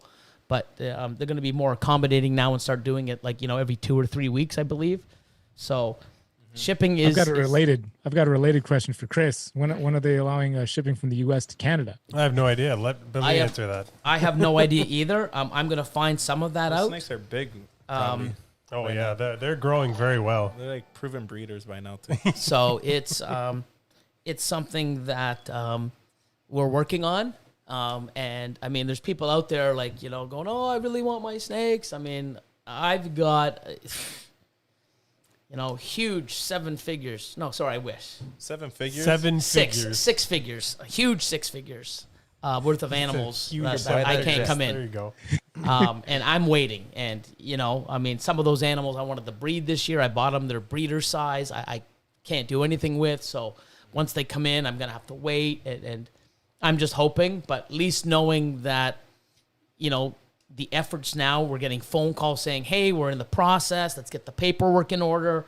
And you also got to realize the people that are exporting these animals are taking risks, and we got to go on their schedule and work around them. And, it's like, hey, you can't get them all. That sucks. It's like, I'm just grateful that they're doing it, and they're whatever they can get across, they're going to do. Yeah. And just, it's coming, but at least seeing a starting point is to me, it's, Just got to go old school. Just start keystering snakes. Yeah. Okay. But yeah, Or so, not. I mean. There's, see Chris? See his thing? Off the bed, here's some money for the jet, Lord. Exactly. Jesus. These guys in their jet. We actually found never one know. that's like only a mil. 1.24 US. So it's like And then not you bad. got to pay for the storage. You got to pay for the It's pilot. okay You gotta- if we My get $1 million, backyard. exactly. oh my God, these If you get $1 we've million, got a I'll put in community. the rest. We got a community up here in Sacramento where you have a house, and the street that these houses are on is a runway, and all the houses have a hangar as a garage. that's You just- insane. You just So- gotta get one of those places. So you're saying Exactly. we need a street now? Pull up in your We house. need a jet There and a you go. street. We need It's a outside of jet and Sacramento. to move there. We Well, need a jet to move. We'll there. make the jet, and we'll actually turn it into a breeding facility. That'd be cool. International breeding facility. Yeah, international breeding facility. Imagine You the can whole fly it. hangar. The whole hangar could be a breeding facility, and then you land your jet there. Anyways, And you can have racks there. pretty breeding. crazy. Yeah, you can test how altitude and pressure, Oh, atmospheric true. pressure, messes with the I breeding actually cycle. think You can get that lower pressure. People are always trying to wait for that low pressure Pressure system system to move come through in, so they yeah. can yeah. We start breeding their snakes. we go Just make get it. up there in the low pressure, and they'll start locking up. Hey, man, we should every try year's gonna that. Be on the Mile High Club. Yeah. There you go. Hey, don't knock it till you tried it. So you right now, you have a weekly podcast or a weekly video. What should like people can get a hold of you on Instagram, Facebook. You also have Patreon. You also you have a weekly thing. I know that you said you were going to start something or. Well, I've been putting out Triple B TV weekly, which is the one channel. It originally started with, some care videos and just some other things. And then I moved into doing kind of a vlog thing on there for just a moment. But then more recently, the past couple of years, it's been just interviews of people in the hobby, whether it's people like Eugene. And I need to have you. You're going to be one of my first guests when we start going live, if you don't mind, if you would. Oh, it'd be cool. Yeah. So it's basically been interviews. And also this last year, I started incorporating talks from this event we had down here in Southern California called Herpeton, which is all these guys who've been basically scientists type herpetologists giving presentations on the species they're working with or just different things in the wild, kind of very specific topics on different reptile related subjects.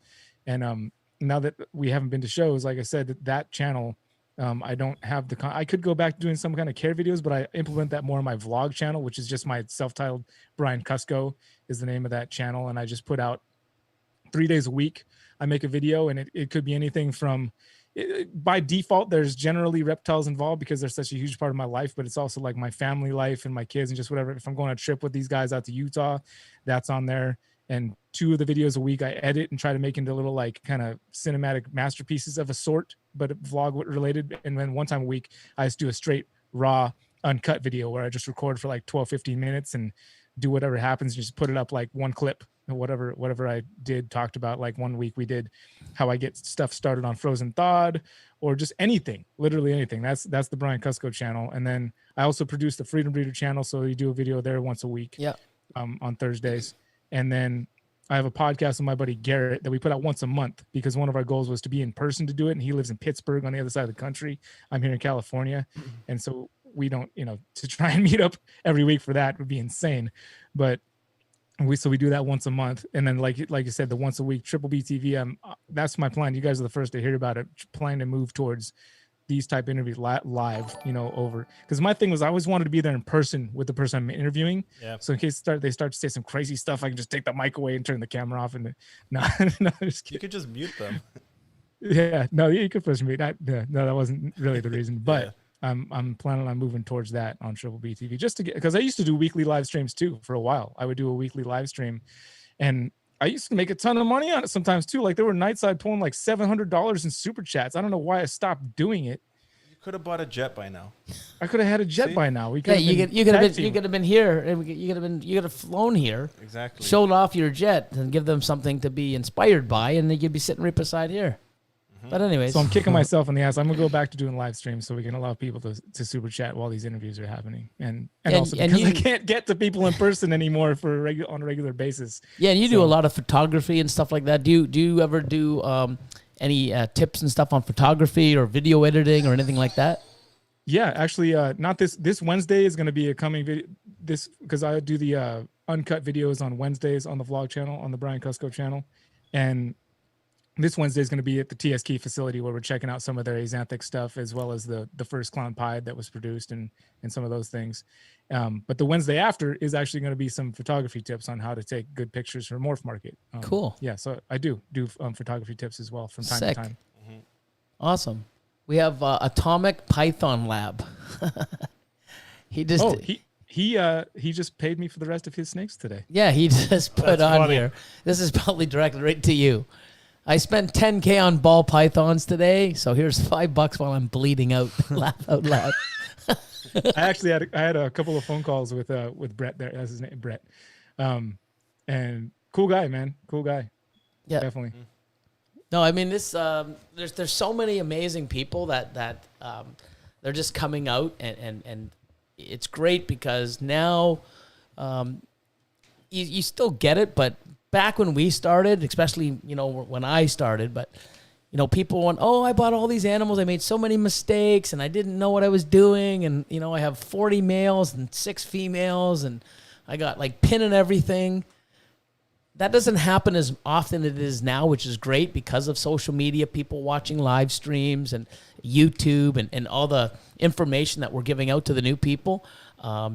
it's awesome. And then like, spending 10K, I'm sure that's 10K is on animals with thought behind it and quality stuff and powerhouses. And what I find now is over the last couple of years, people are really now diving in and saying, you know what, if I'm going to do this, I'm going to do it right. Let's do it. And they're buying the right stuff and they're going after, and they're not just getting, those guys back in the day, oh, I just spent $5,000 on this, Kodom animal, and I'm going to breed it to everything I have and sell everything I have off. And oh man, those guys came and went as fast as they came. That's crazy. Here's something else cool that Atomic is doing. What Brett, some of the animals he actually got, this was super cool when he told me. So he bought animals because he has a friend that he's going to help to start breeding, that wants to get into it, and he's actually buying animals for his friend so he can help him get started with breeding. I thought that was really cool of him to do. That is amazing. Yeah. Yeah, I have a Patreon member, actually. His name's Justin, and he did sort of something the same, and invested some of his time and money into this younger gentleman that now they've got some stuff behind it. And now he's got the bug, and now he's reinvesting, and he's getting into it himself. And it's awesome where somebody that has a passion but no money, and then someone that doesn't really have a passion and money do that, and then it's better when both people have passion and money and helping each other, and it's great. So that's awesome, man. Good for you, Brett. That's awesome. That's sick. More people should be like that. I need some stuff. I need that sunset female in Brian's rack that he wants. I want it. Help me out. I'll have one for you, Billy. It's going to be priced higher than everybody else's sunsets, but I can. Ah, geez. Oh, Antoine, high desert pythons. Mm-hmm. What the hell does Triple B stand for, Brian? Oh, dude, first I made a video trolling people saying that what it stood for. And then I stood out because I drove by this billboard on the highway that said beds, beers, and burgers. And I was like, oh, amazing. Yes. So good. So I made this whole video about what Triple B stands for. Then I went and stood by it, and I was like, just kidding. I'm not telling you. And so people hated me for that. I'm sorry. But I like messing with people. It's not the bane of my existence. It gets me in a lot of trouble because I like to have fun with people. Like, that wasn't funny. I hate you now. That wasn't funny. But I did I felt bad, and I did make an honest to God video about what it really. Well, here's the other thing. It kind of morphs. Like, it started as one thing. I was like, oh wait, what Brian breeds balls. Hey, yeah, see, that works too. I didn't even think of that one. There you go. Yeah, that works. That works. But it's like, what are the three things that B I'm stealing this one from Garrett. He's like, this is what it should be. What are three things that B stands for that mean a lot to you? Like, what is close to your heart? Three things that start with B that are close to your heart. Like, what does that mean to you? That's what Triple B stands for. And that is one of the things. But I did make a video where like I actually said what it really means. And it's out there. Just got to go find it. It literally says, what does Triple B stand for? It's a good answer too. So that is an awesome answer. Now I want to go find it. Yeah. Triple B, big jet, bigger jet, biggest jet. No, there's a J. It's blunts, beers, and burritos. Blunts, beers, and burritos. Bed Bath and Beyond. Go shopping. Oh, No Limit Royals in the house. Damn. Yeah. I was just watching Master P on a video the other day. They're doing like a No Limit documentary. Speaking of No Limit, I like Master P for No Limit. Yeah, Master P used to play for the Toronto Raptors. I'm serious. Did he really? Yeah. What? Master P used to play for two NBA teams. One was the Toronto Raptors, and the other was, I think, Sacramento. That makes sense. That's why there was always basketball being played in the videos. Telling you, dude. Like, come on, man. I don't know anything. I was just here's $10 because I'm sitting. Yeah, see, there he is. Yeah, you think I was playing? Austin just found it, Master. Yeah, that's weird. Yeah, number 17. Yeah. So shows how much I know. No Limit Royals. Here's $10 because I'm sitting on the 80 in Sacramento at a dead stop, wishing I had a jet. Oh, see? Oh man, there's no traffic in the air. That's the one thing. My God. There is, though. You ever been on a flight where they had to keep circling? Like, oh, sorry, we're gonna do some circles until we get back on the ground. Yeah, never. But that's if you fly legally. Yeah. Yeah. You got your own jet. You can go wherever That's you not want. fun. Exactly. Legal way's never. Brian's beautiful balls. Amazing. Yeah, that one definitely crossed Oh into my the God. thought stream. Wow. Absolutely. That was one of the Jeez. first, actually. Brian's beautiful balls. I was like, yeah, that's good. That's exciting. That's awesome. And then you can also do, changes the boas. Birds Right. and the bees. Berms, and boas, Brian's. and Berms, balls. boas, and balls. I got them. Yeah. And now bloods, too. And So Berms, now it's boas, are quadruple B. Welcome to quadruple Does B. not roll off the tongue as well. Quadruple B. Sure it does. Sure it does. Quadruple B. QTV. B cubed. B something. Dude, yeah, stuck on the 80 in Sacramento. That sounds no That good, sucks. Man. So we're lucky in this part of California here. We don't get stuck in traffic. It's luck. Has nothing to do with population. Pure luck. No, it's awesome. Awesome. Look at that. Got 153 people still kicking around. Oh, 149. way. I opened my mouth. Oh, good job. No, I'm it's pretty surprised you cool. didn't lose them all. No, but what's Talking cool about this is a lot of people actually watching. I mean, at the end of the, Let's it? give them something good. yeah. Well, I mean, it's awesome. I mean, we have the guy here. I mean, it's great because when I started, looking and people are like, oh, you should get Brian Cusco. I'm like, who? I looked and I saw all your stuff. And it's cool how, you were doing a lot of stuff, with your family, your I don't know, you skateboard. You have a unicycle?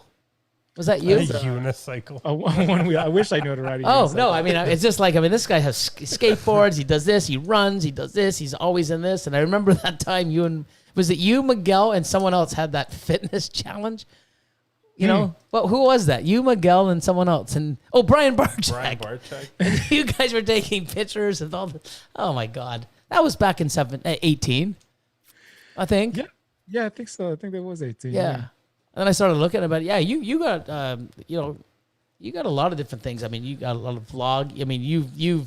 I mean, myself, I don't really vlog. I just take a camera and get whatever I can and just throw it in Lord of Lion's lap and say, hey, make something great with this. But you, man, you really, some of your stuff is just awesome. I mean, you do it all yourself. And I mean, I know it's not easy.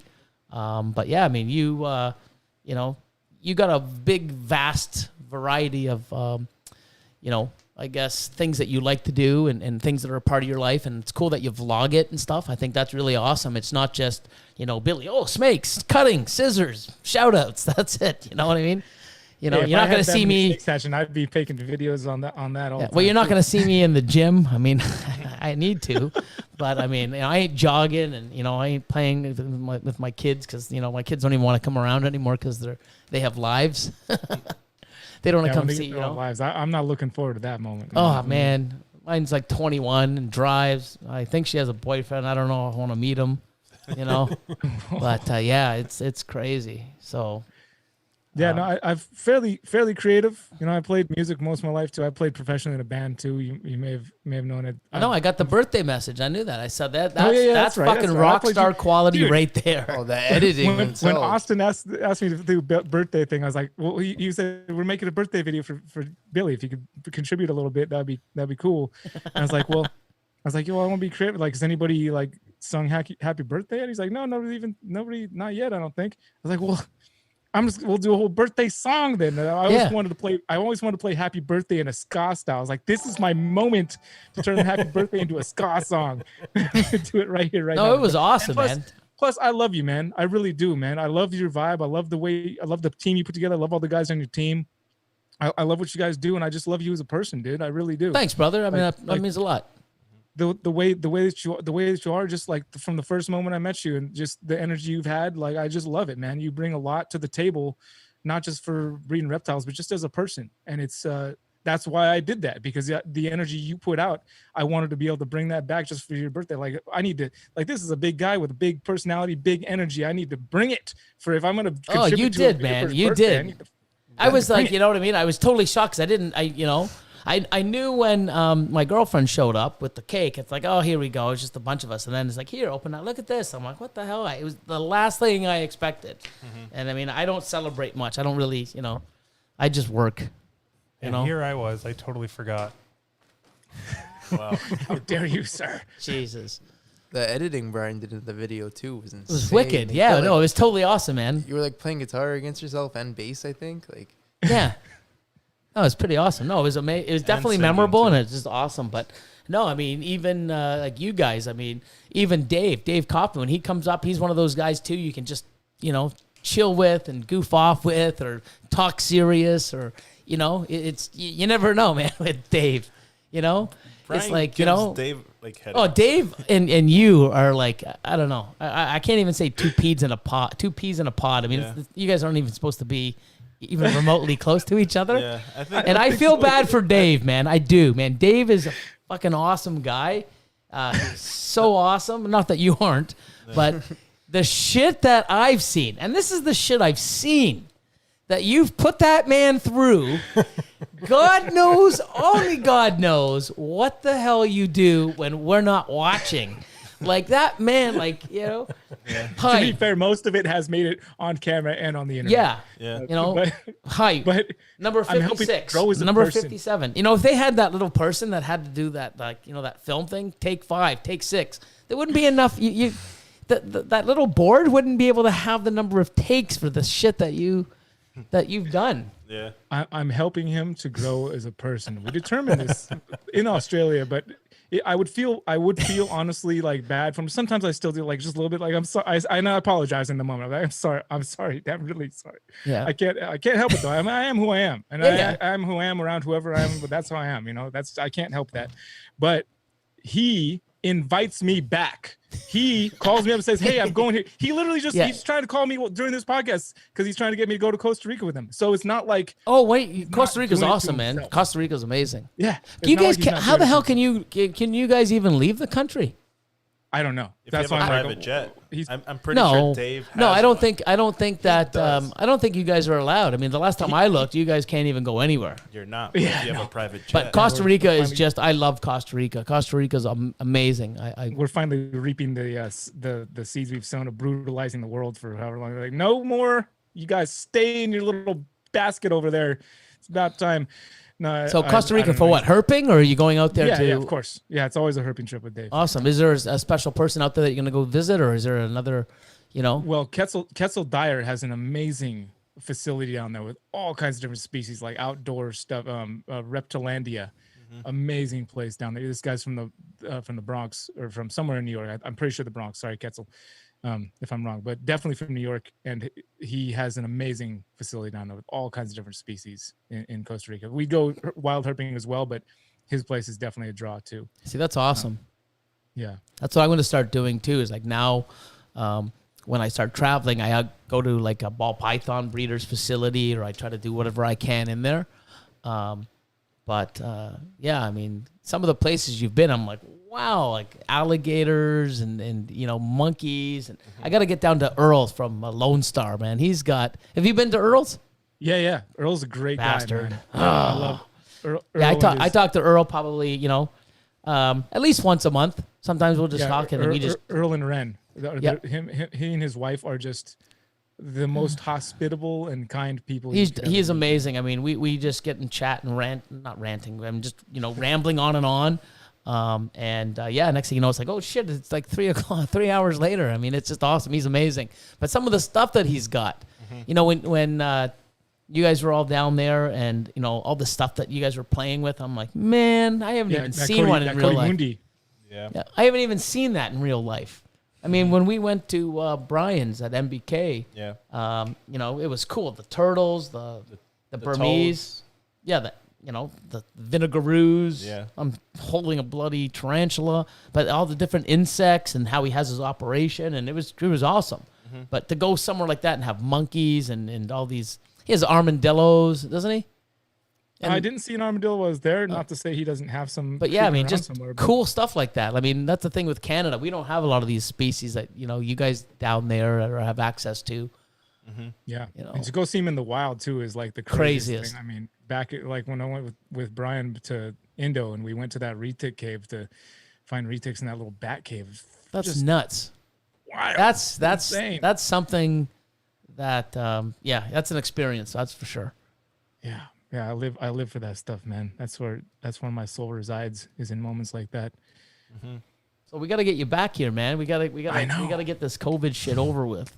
Yeah, tell me about it. I was supposed to go visit him too, and kind of Chris was supposed to come down.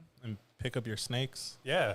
Yeah, I was trying to work with Miguel to get back here. I was in Colombia, and I'm like, hey man, you should come up and second, third week of March. He's like, yeah, I think I can swing that. And fucking COVID, Yeah. I would have had my got shirt back in then, by or the at least I would have been. skin of our teeth. No, you Skin of wouldn't our have. teeth. Yeah, probably not. But yeah, we landed back from Australia the night that they voted to make a national emergency. We literally landed that night. So like if What? we'd come back a day later, we probably would still be stuck in Australia. Wasn't I the text that alerted you to something going on? Yeah, I think so. It was when Yeah, we just landed in because I was like, oh man, sorry. to Finley's hear- canceled. I was like, well, we just got here. yeah, that was crazy. But that must have been amazing out there. Oh yeah, definitely another trip of a lifetime, man. I've been blessed, but I need to. I was gonna say I've been blessed enough to go, but I need to stick around for my kids. So I can't go yet. I got lots of stuff I got to see yet with them, and bring them on these adventures too, and take them because they're always bugging me, Daddy, when we need to go on a family trip to Australia, we need to go on a family trip to Komodo Island. And I'm like, I know we do, and we're going to. That's amazing. Now, are your children into all the species? Dude, yeah.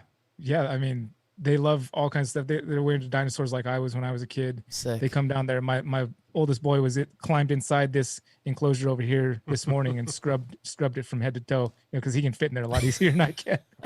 and then my daughter has been bit twice now by snakes. She's only 2, but she still was down here holding them this morning. It didn't deter her. Wow, that's amazing. She's finally come back around, eh? I know she was being Yeah, a little she timid. came and held a snake this morning. Amazing. Of her own volition. She was like, Awesome. I'm going to hold a snake, Daddy. All right, come on, let's do it. So amazing. Yeah. But everything else is good, It's good Yeah. to see that you're out traveling and getting You stuff guys done. actually cured my head. I had a pretty strong headache. I woke up with a pretty good headache this morning. I've been kind of fighting it through the day, and it's gone now. And I was hoping you guys would help me cure it, and you did. Just having Sweet. fun with you guys. Definitely wasn't the Forgot whiskey. about it. Yeah, whiskey. Well, this is the least amount of whiskey I've ever drank on any podcast or live stream. This is the same little. I poured it like this high right here, and it's the same glass. Wow. Look at that. I'm impressed. I I'm just wouldn't have been chilling. able to do that. Yeah, if he had it, he would have. It would've been the bottle. half done already. If not, yeah. I mean, I can do that too, but I'm just trying to be a little more. I maybe realizing maybe the whiskey isn't helping the headache if you take it too far. Cool, man. No, I mean it's just over the 3-hour mark, which is what we're trying to get to, but everyone complains it's too long. Oh, is that too long? Then listen to it in different Apparently. times. I don't know. I mean, I love long hour. podcasts because then Shit, you can turn it on and off as you Yeah, I mean, as you please. And we just yap. I mean, we try to have some sort of a schedule or something to talk about and just ramble, go off Well, I from imagine there. it could be but- a bit of a challenge with 4 of you guys there, and then having a guest as well. I mean, well, I just yap too much. I mean, I try to make him talk, and there are definitely extended periods where our microphones don't get used too much. So it's yeah, okay. I can't though. help it. I just, It's okay. if you open up your mouth and say something, I'll shut up. Yeah. well, it the could cool happen. thing about these Yeah. long form type of podcasts is that you just kind of let the conversation flow to wherever it goes, and then including the audience in is fun too. Getting to have super chats and different questions that were asked. Because sometimes there's podcasts I listen to that go for 3 hours plus where there's no audience involvement whatsoever. It's just 2 people talking back and forth. It's some of the best content I've ever. Yeah, and that's what's great. I mean, some people will pick bits and pieces of stuff, and that's why one of the reasons why I want to use this just to talk or even do like, a topic. And like you said, you could just talk to somebody back and forth, and that audio, somebody is going to pick it and research and pull different things that they never knew or. I've even done that too. I've watched movies a couple times. I'm like, I never fucking saw that the first time. It's like, how did you not see it the first time? I'm like, I don't know. Yeah. People can retain certain things at certain times, but everything that people research on, some people know it and some people, take it and really benefit from it. So it's Well, here's just, an idea you could do as well, and this is not an original idea, but it's something that other podcasts definitely do. Is you can take little segments out of it, and you can have a whole separate channel that's just clips from your podcast. I mean, I've seen several other podcasts do this, and there's actually a button or some kind of feature on that device where you can actually push and kind of mark like this time, especially since you have audience participation in these specific questions you're asking. You like hit it there, and you can have that subject. End up like talking about whatever the thing about feeding snakes, and how much you feed them for clutches, and that ends up being like a 10-minute clip that somebody can find on their own and just have that little piece smart. of information. That's a More good work, idea. more work from Elion. Yeah, but if you press the button, it'll save more time. Otherwise, I have to sit through a 3-hour podcast. Yeah. Right. That's what he's saying, though. That's what Yeah. you do, man. Listen. Okay, I'll do it. While in the facility. Yeah, I got to Job figure security. stuff out. You got your headphones on anyway, so Yeah, we got to figure this out. But I mean, it's amazing. But I'm glad we got it. I like this sort of platform. It's different. But we got to get some of these guys yapping a little more. I'm trying. No, sometimes. But everyone has sometimes it's good just to listen. Oh, 100%. Yeah. Yeah, and then when other people do talk, Jet. Yeah. No, I mean, it's cool. it's I love My it. sponsor. That's how you get like. I thought our sponsor was Reptile Report. But no, it's I know it's neat. I mean, I've actually enjoyed it, and then behind the scenes, like Tyler spent quite a bit of time getting some stuff done so that it looks this pretty, and taught me how to do some stuff, and it's just this is the beginning. I mean, we can do so much more. There's so much to do with all these different things, and we're always learning. He put a lot of time in that, and had to deal with me and try to no, let's do this. No, you have to do this. No, you don't. Yeah, it's like, okay, yeah, you're right. And then Callie from K-pop or K-Po Reptiles. K-Po, my God, pythons. Oh, no. Jesus, that's Wow. another person. I'm screwed. Wait, what's Tyler's? Morphs. Okay. Is it? I know Yes. Callista. She actually Hyped reached out up to me. morphs. Oh my Lord. Nope. I got sucked in reptiles. Jesus. I mean, Yeah, Callie actually reached out to me before this. Had asked me a couple things about what we were gonna talk about, maybe something like that. yeah.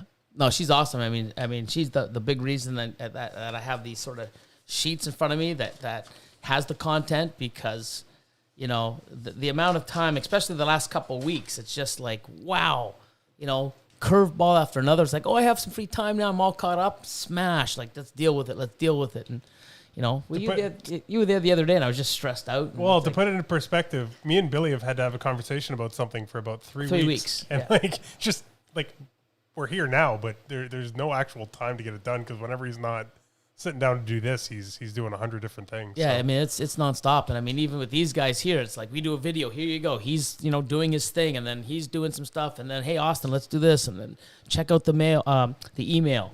And then, we're doing this and doing that and checking this out. What should we do here? And then we get into some cleaning. And then, oh my God, it's rat day tomorrow. Fuck. Now it's like, there's that day gone. It's always catch up and always something to do. But, I'm not complaining. Yeah, it is, because, I built this monster and I love it. So Yeah, it's better than being bored and be like, what are we gonna do today, Jim? Yeah. But then also, there's a lot of time I put in after the fact, like into stuff and content and trying to figure some stuff out. And, I spend a lot of time, as of this, I think Tuesday, Wednesday, I'm starting to catch up now and getting back on the phone calls with people. And, some conversations go an hour and a half, some go 3. I can't imagine that happening with you.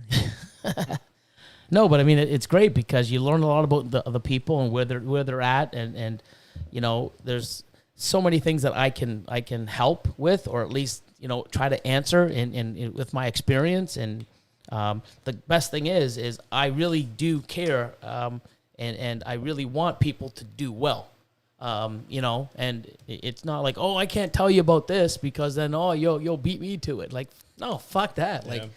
Well, that's how you get true success, in my opinion. Like, there's people that have lots of success monetarily and are able to do things well, but if you invest in other people, in my opinion, that's where you truly become successful in the truest sense of the word of success, because you can build yourself an empire and become monetarily successful, but it can get very lonely at the top. And from what I've seen, people that have made it on that standpoint without investing in other people and only investing in themselves all the time, you end up getting to a place where you're not actually happy. You don't actually want to be. You think you do. You're going there, but then once you get there, then it's almost too late. And you're like, oh man, I should have spent some time helping somebody so that I could feel better about myself, or it's like my life could actually mean something other than just attaining all this material wealth and having not spent time with what really matters, and which is other people. Because that, it sounds so Yeah. I don't know. It sounds like it's bullshit, but it's not. It's really not. Yeah, no, you know what? It's great because I mean, seeing Chris years ago to where he is now. I mean, I know, a good chunk of that was him answering questions or seeing me and stuff like this. I know Austin, same thing. For the last 2 years, he's learned a lot from me, but then I've learned a lot from him. I need one day to learn to palpate again, even though I have an ultrasound, because this guy can do it. I can't. So. The people don't realize that, even though you have so much to offer, don't think that other people can't offer you anything back. And I mean, Lord Elion, I can probably do what he does. I don't know how long it'll take me to fucking learn. I don't know if I'd even be able to do it. Like even some of the stuff you do, I mean, the editing you guys do and the way you got, the lighting and this and the sounds and some of the stuff that I've brought back to Elion, I'm like, oh, dude, fuck here. I'm sorry, man. And then it's like this masterpiece, like you say. It's like, there's no audio. How? Like, yeah, I've done stuff where I forgot to turn the mic on. And just I have like to do a voiceover. Here you for go. him. Yeah. So I mean, it's been. Remember that whole we did like weeks and weeks, and then that whole video. And we had to chop it up, and then he had to go back over and speak about the animal because we had no video, audio you had to the cut video. out all the talking to the camera parts, and he had to. And we had and then Yeah, he had to that's right. redo it. And then it took him 4 days. You're wearing the wrong shirt. Didn't we just redo everything? Some of it. But then we're trying to do some of the parts because it was such good content. And then you didn't have the shirt. And then we're like, dude, we can't do that content right now. And it's like, I don't know, your dad fucking threw it out or something. Or There's a hole in it. there was a hole in it. So it's like, we can't redo this whole video because you're wearing a damn shirt. Yeah. And I try to make it as real as possible. But, I mean, that's one thing that I like about, the team we have here. We go, he talks now, or mostly. It's not like it still is though. Running away from the camera is what I usually Yeah. But I mean, we're implementing the Austin cam. But Lord Elion, he knows our sense of humor and it works. And then when Chris comes in, on the weekends, now that these guys are here, it's I don't know. It's fun. No, I'm jealous of it. Like, I'm not really jealous. Like but I can appreciate that there because I want that. I've wanted that for a long time, is to have some people that are invested in the same idea as I am, which is making the videos and working with the snakes. I got my family here, which is great. And they're in my videos all the time, which is fun to do. But to have somebody that's so invested in the same level I am into the videos and the snakes and the animals to bounce ideas off, to have a team. Yeah. And it's even great because, Austin just went off on his own and did his own YouTube. And I mean, that's already going. So it's like, I mean, who knows if he would have done that, but I mean, seeing how we've done it with Lord Elion and we got like a little network here. It's like, hey, fuck, I need this. Oh, go to talk to Elion. Hey, you need some ID with, morph identification and stuff. And, it's like, I don't know. Let's bring Austin in and have his opinion. And it's great when there's a whole bunch of people that can, when you see something, you're like, you know what, I don't know, and you're second guessing yourself. It's so amazing when you have time, but it still gets up on the internet somehow because there's nobody to say, no, you shouldn't do that. But it's amazing because you can actually sit there and have people and stuff, and I think it's awesome when I hear people saying, hey, Billy, I took your advice, I did this, and look what I did. Like, fucking great, awesome, and I love that I can inspire people. I'm not everybody's cup of tea, but you know what? If I can help you, that's my goal. The biggest thing is people need to realize that there's more than one way to do something, and you got to do things for yourself and not do things because of other people. And I can list 1,000 things, but I'll never tell you there's only one way to do something, and you have to do it my way. And everyone's got their own goal and their own budget and their own expectations, and no matter how much you try to shove things down their throat, I mean, that's what they've got, that you can't change it.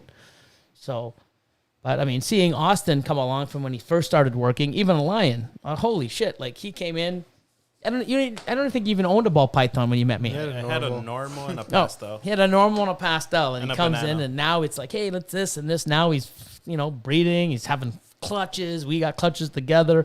Him and Austin now are doing shit together. We've done stuff with Chris, and we got a lot of stuff in the future. And You know, next plan for Mutation Creation is a way bigger facility, and you know, maybe some, you know,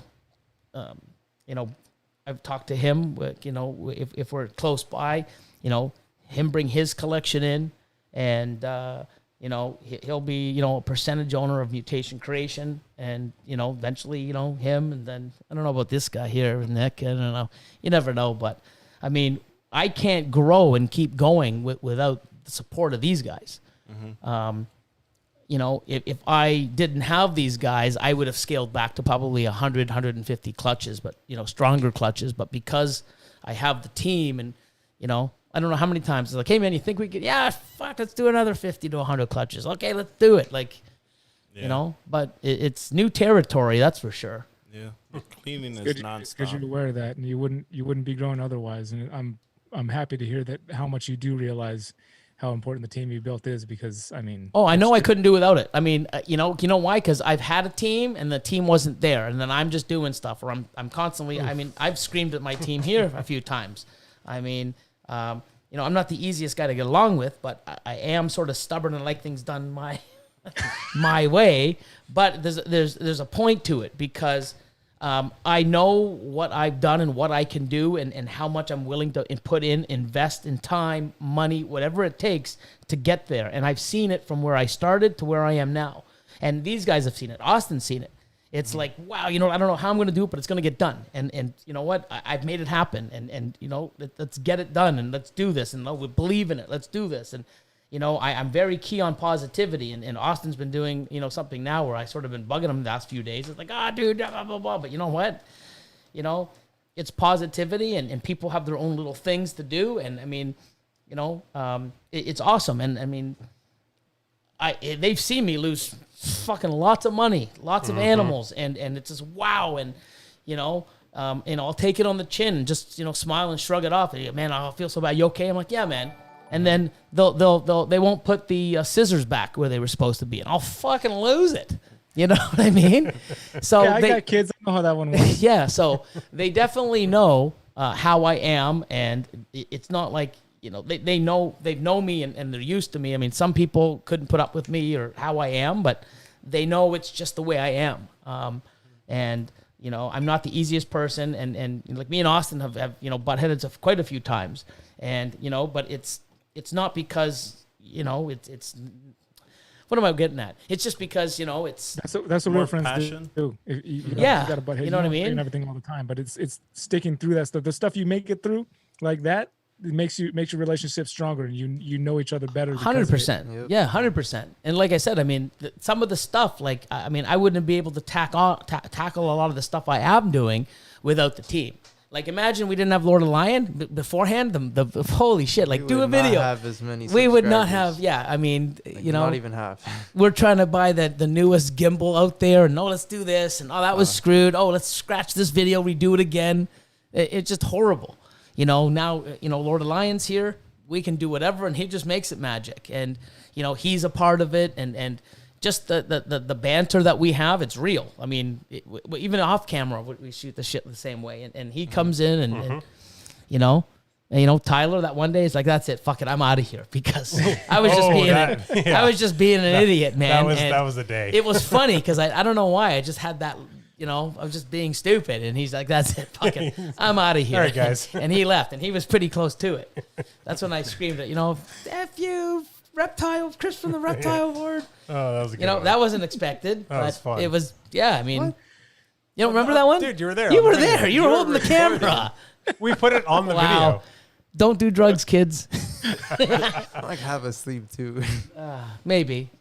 But no, I mean, and the thing is like now, I mean, you know, everyone promoting, and that's the thing is Austin's channel now, giving shout outs. You know, I mean, it's just, you know, not that I started the whole shout out thing, but I mean, if I can promote people and be positive and shout people out, and then now it's, you know, on his YouTube channel, and it's on other people's YouTube channel.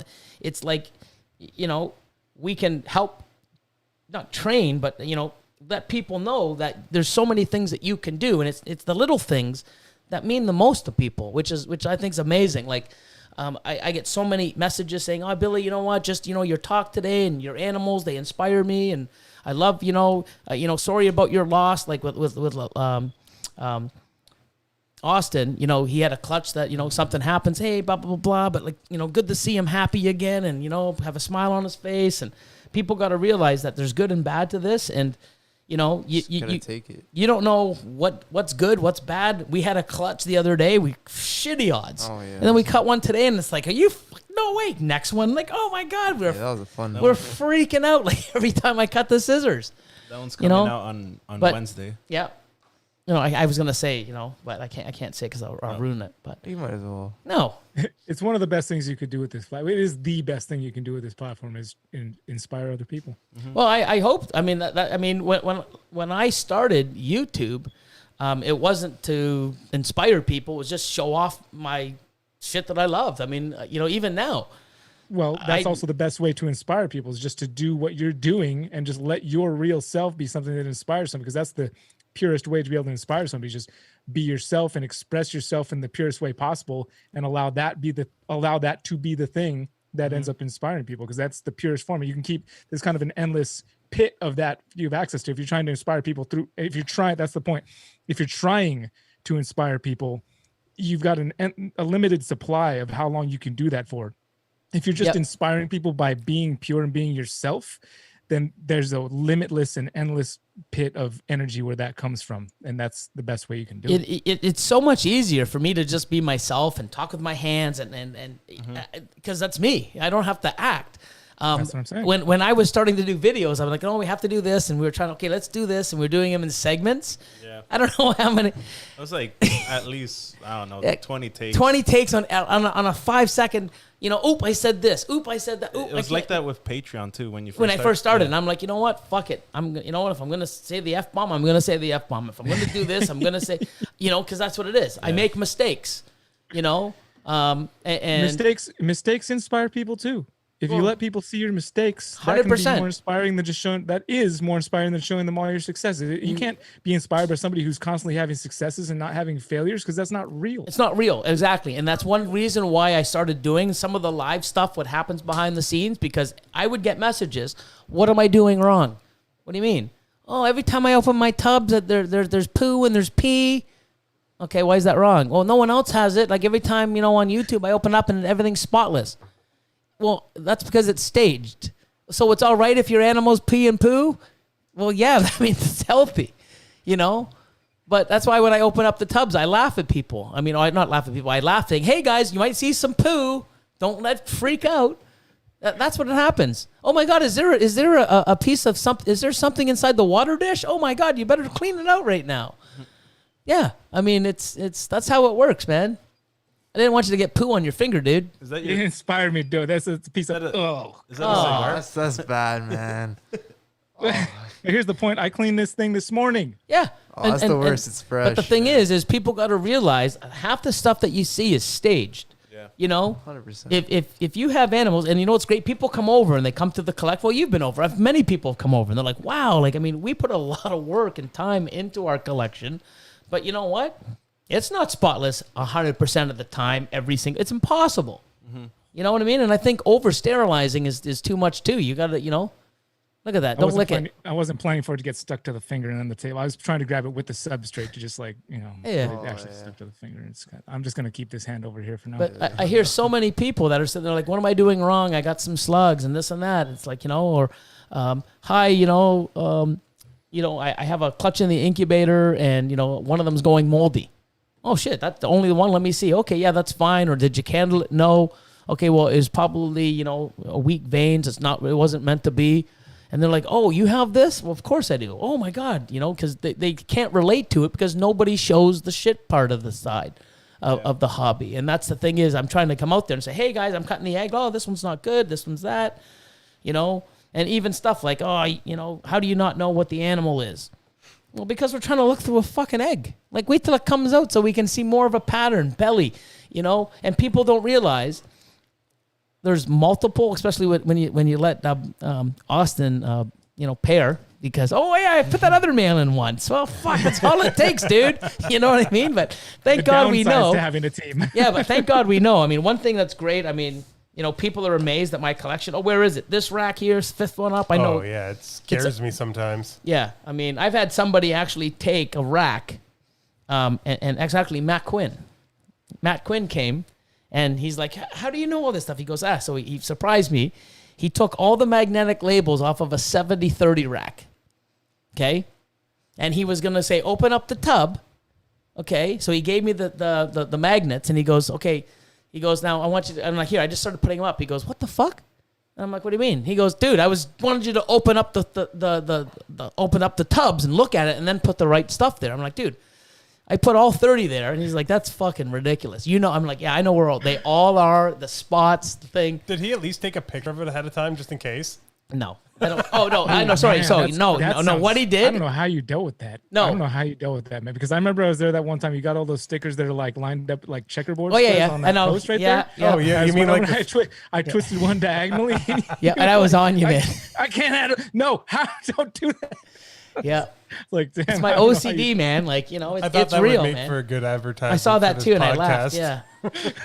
Yeah. But I mean, Austin's the same thing, man. It's like, where is that? He'll know where it is, and it's funny because when you spend so much time with something that you enjoy and you're there, we got to get Lord Lion more into that because it's like, Lord, what are you doing, man? It's like, doesn't it go here? No. Just fucking you, brother. Those empty slots. Yeah. They always get me. Yeah. But no, I mean, it's great because my collection is almost like, it's like it wouldn't be where it's at without these guys. And, we're constantly changing. I remember beforehand we would do, he'd come in, Wednesday from like 5 until 10, 11 o'clock at night, and then Sunday and Saturdays. And it was just nuts. So now we got a little more routine. We will have some more people coming in before the end of the year. We are looking for a bigger facility and, more stuff. To go with that and more perks and benefits for us as well as expanding and, but eventually. I'm excited to watch you guys grow, man. I'm excited to watch you guys get a new facility and all that. And I can't wait to come over and visit you guys. Oh, for sure. I mean, it's going to be awesome. But I mean, like, that's the thing. I mean, when we get the bigger facility and Austin moves the stuff over, then you know what? I mean, he's going to be a owner of Mutation Creation and then, keep going from there. And, in 5-10 years from now, if everyone sitting at this table can have a piece of this, this amazing thing we've built with animals and it's just a fine oiled machine and the animals are growing and we're all excited. And that's the thing. Everyone here is excited. He's just going through that growth stage now. It's like, holy shit, he's getting the eggs. We're high-fiving. I've been through that for many, many, many years, and I'm just the same way he is. I mean, you know that. It's like, do you ever get sick of seeing eggs? No. And I mean, if we can I haven't looked at them for a little while, and it's been, it's been like since I started the podcast, I haven't looked at them. As soon as we're done, I'm gonna go look at them. But it's the same thing, man. Austin runs in. This guy here's not even, they're not even some of his clutches, and he's running and looking in our incubator. Oh yeah, all the time. I just, is this out yet? Can I see that's that? what's amazing. He sends me pictures of your snakes. He sends me pictures of your snakes. Like, yeah, but that's what's amazing. If somebody that they're not even his damn fucking snakes, and he wants to come over, has no part of it, and he said, "Oh my god, look at this." Let me see I'm not this even one." supposed to be working, and I just show up. I'm like, "Oh my god, I need to see this." Yeah, and I mean, those are the people you want. Supposed to be working. Yeah, that's the thing, man. It's like, you know what I mean. It's awesome. I mean, the next, not the video tomorrow on the Wednesday. I think the video today was the one where we had the. Yeah, so that's on Wednesday. I mean, oh my god, fucking high five it. Oh my god, no, that's the one. No, oh my god, I think I got excited for a normal too. Yeah. So wait, was that what you guys did today? Yeah. Oh, nice. Yeah. But I mean, it's awesome. And the thing is him growing now and getting it. Like, now he's out acquiring other stuff because now he's like, I got the bug. Now I want to do more. And we're all working together. And, if we can start coming together and sharing the knowledge, supporting each other. And it's just amazing. And it's just going to keep growing from there. And, what I see it happening right before my eyes. Yeah. What I started years and years ago, I sit back sometimes now and I go, oh my God, like this is nuts. Like, look what I built. And, and it keeps coming. And, now seeing him branch off and him, I mean, he was already good with YouTube already. We got, Oh yeah, he was. yeah. You know, I and can then vouch for that. and then you know him. I mean, he's already doing lives, and he says you know he might get into you know, but We'll get there. It's something that We'll get there. You know, everyone's doing it when they're ready at the right time, and they're enjoying it, and they're putting work in it, and you know, even seeing Austin just new at this, already pumping out some videos, you know, shouting out people. You know, so sort of taking on what he's learned from me and moving it on, and other people can do it, but also showing the shit part. You know what I mean? Like, most people be like, ah, fuck, you know what? Something fucked up. You know, I can't show people. Why not? Because it'll happen to people. And, you know, it'll make you, you know, take even more precautions because we are dealing with live animals. And, I mean, it does suck, but, I mean, shit happens, and you know you should be prepared, and you know you got to take it on the chin when it hits you, and you know. Speaking of that, Brian had a video. I think it was a couple years ago, where I guess was your incubator left open. It did get it was kicked open in the night by one of the boys before I had a lock and latch on it. It was right by the bed. So you had a similar situation kind of happen. It was actually the first clutch I ever produced. Oh my god, I didn't know that. Oof. Yeah, one of the animals did survive. He's up here right now, Mr. Pink. Oh, that's awesome. Oh, that's good to hear. Right. But yeah, the rest of it, no, not so much. But that was the first clutch. I did, of course, make a video of it. I could be argued that I maybe share too much on YouTube and the internet. But that's what I like to do. I mean, I maybe do take it further than most people as far as like sharing the ups and downs, like because I get very personal with the ups and downs that I share beyond just snake stuff and reptile breeding. Like it gets very personal on the channel sometimes, and sometimes people are like, "Well, how could you possibly?" I've had people comment like, "I'm not like, why are you showing that?" Like, I don't know. Why am I showing? Nobody's here to tell me not to. But it has helped me grow immensely as a person too. So there's huge benefits. And then the people that have come up at shows and stuff that has inspired to, you know, show the things that we've moved through either as a family or as a couple or just things like that.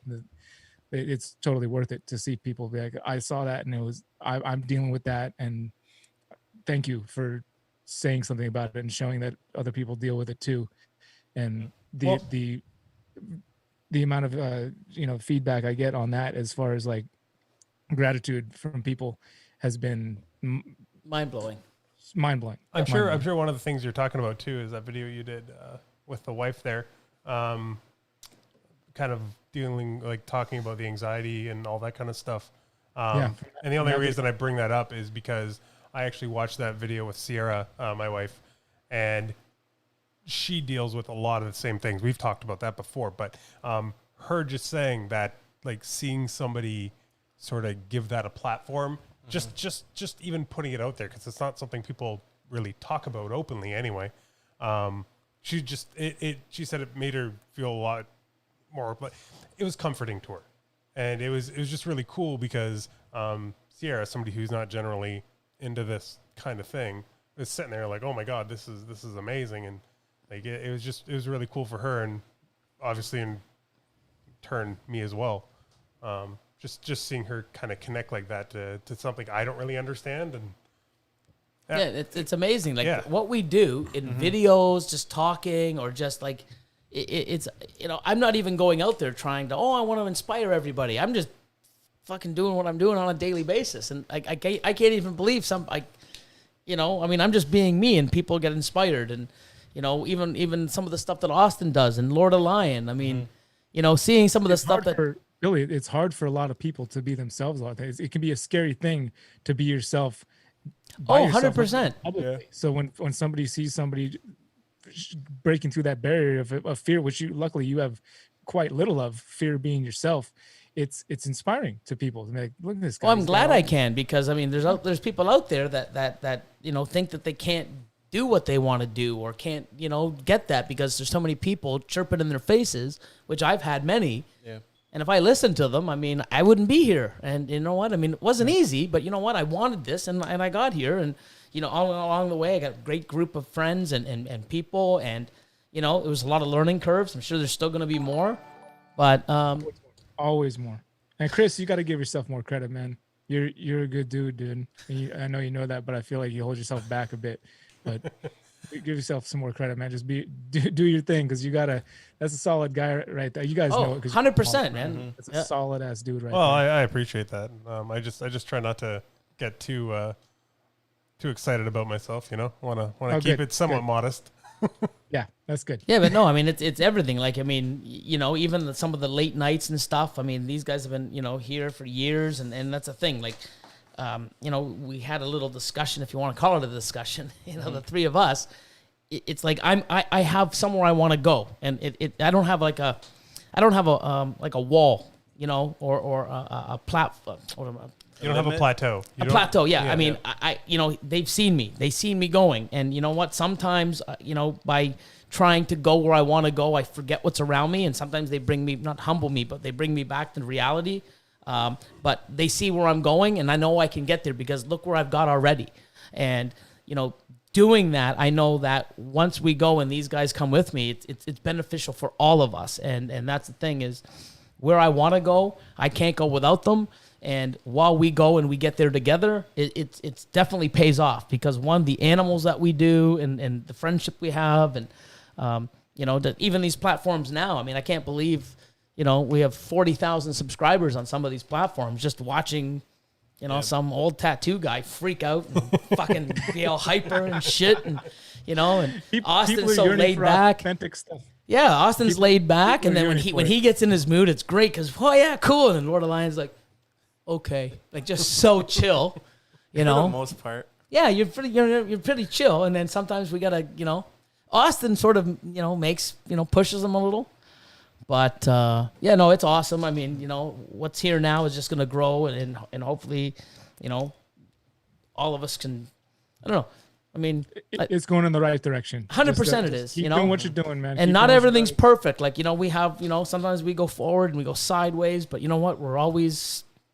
That's the way it works, man. That's why it's gonna keep happening. But just and it's not easy, man. No, it's not. Trying to put up with him talking all the fucking time, man. It's fucking hard, man. I can't get a fucking word in edgewise, man. Like, jeez, it's like, Man, it's like me with Nick. I just told him tonight. Yeah, I told him tonight. I said, listen, you know what, dude? You shut up and let me do some talking for once. I'll put $100 in your jet fucking fund, Good okay? job, Lord Eli. So he's doing it, right? Making it happen. Speaking of your damn jet fund, there's the Hogtown Balls, our boy from Ontario, my man.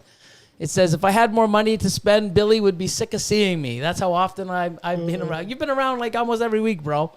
So, But, huge shout out to Hogtown. Yeah, Hogtown. But yeah, anyways, this guy here needs his beauty sleep. Yeah, I'm gonna get in big trouble if I don't go up and play Battleship with my boy. Like for sure, man. You gotta take care of the kids. But everybody that watched and sorry about the technical difficulties at the beginning. Mm-hmm. Like I said, I mean, we're no pros, but we're getting better, and it is fun to do, and I'm glad you guys put up with us, and I don't know. But no, man. Thank you guys. Thank awesome you guys also talk for to you, tuning. man. Thank you guys for having me. Thank all your viewers for supporting you the way they do, because we need to support real people in this world. That's 100%. Yeah, man. So yeah, and I mean it's awesome, man. All you guys. I can't wait to have you guys back. It's gonna be a good time for sure, man. And then you got to see some of the cool shit that we've been doing, and I know it.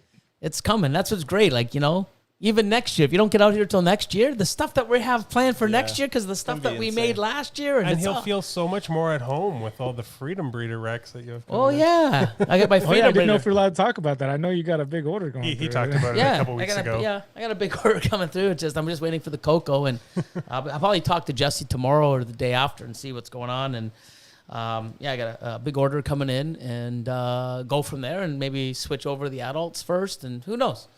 But yeah, man. I figured I'd try them out, give them some support, support other people, and people keep asking me which one's better. I have no idea. I can't tell you when I have no comparison. Those hatchling bins have been doing really well for both of us. So 100%. Oh man. I mean, it's just great. And then, like I said, we are planning. I am looking for a bigger facility. We've been looking something like 5-6 times, maybe even bigger. My next place is the place we're going into, but it's going to be something crazy. Like, no jet, no runway, but I mean, I'm putting a basketball court not in. At first. Yeah, well, I'm putting a basketball court in, probably a zip line, like, it's going to be fucking crazy. A zip line to the jet? Not to the jet. You're keeping this poor man's child from battle. Oh, yeah, sorry. Anyways, Brian, man, you rock. You're awesome. Thanks for coming on and being a part of this. Yeah, man, And, thank you guys for having me. Yeah, for sure. And yeah, behave, be good. We will talk to you soon, brother. And that's that. Peace. Yes, sir. Peace See ya, out, Brian. My guys. Canadian, Thank you guys again. my Canadian, my American brother. Later, guys. Later. See ya. Okay, everybody. Thank you. 115 Sweet. still on. You guys are awesome. Yeah. Austin's got to go do his 420 late night run. I got to eat. There was a lot of people watching, and they're still watching. Yeah. You guys that have stuck it out this whole time, especially you guys through all are the awesome. issues. You guys all rock. Thank you so much. Yeah, you guys got a free Go. ride on the jet. KTA, Constrictors. Can't promise you until Another I get the jet, Canadian. Thanks, Richie's Cody. Recessives. thanks to everyone who donated to the Jet Fund. Thank you, Air Yeah, Canada. Mosh Balls. Thank you, Tom, for donating your money. Interstellar. Tom, Atypical. Ron, of course. Shane from Small Town. Yeah, Aurora we got Exotics. We got a good group of people here. Yeah. That's wicked. You gonna do the outro? I am going to do the outro. And Let's thanks see, who again else to is here? Brian Boops Cusco and for- Snoops. Let's see. Tyler, of course. Vivid Scales. Hog Towns. Richie again, of course. Tom again. Hyped up. Cameron Lee. Tyler, Cameron he Lee. only messed up your name once this podcast. So Only that's- once, but that's I was great. sucked in, right? Yeah, you were. You were set up for that one. Music I City. just asked them though. I know. Alaya. Oh, look at that. Jet Life. Tyler Douglas. Hey. Bam's another $5 for Exact. fucking Jet Life. Just You- wants the ride. yeah, I guess so. Okay, you'll get 802. The jet's gonna Eric, come. Just Sean, watch. Vivid Scales. bacon. I'm gonna do the math right Sick. Oh, PDs, of course, still stucking around. Buckeye Morphs. What breed of puppy? Of course, look at High Desert, man. Great show, guys. Thanks, man. Appreciate it. Noodles and Tails. You guys are awesome. PDs. But anyways, we're gonna cut it short. Yeah, cut it short. Cut it short, almost 4 hours. Longest one we've done. We're the best. So, Interstellar Reptiles, awesome. Ricky Feria. Look at this. This is awesome. I could sit here all night and just keep saying names, but, Do you you gotta want go. to? Thomas Miller. Curtis M. Anyways, guys, thank you very much for putting up with us. And, See, look, someone Yeah. wants $1 million or a million snakes. So yeah, a million snakes. Who? I mean, so do I. I'm only at a couple thousand. I got a long way to go. Stand in line, man. I'm going to get my million snakes before you. 802. That rhymed. 802 for you. Nice PDs. Nice. Bergman Reptile Room. Oh, man, Bergman. Awesome. Look at this. Michael Vega. Oh, and Premier. I think it kind of got buried, but Bergman Reptile Room gave us a $5 super chat with no comment earlier, and I think it kind of just got missed. So Sorry, thank my you for man. that. Appreciate that. So, later, everybody. We'll give you the outro to get out of here, and see you guys soon. My channel. My channel. My content. I'm gonna bring the waters down. My channel. And just ready, everybody quiet.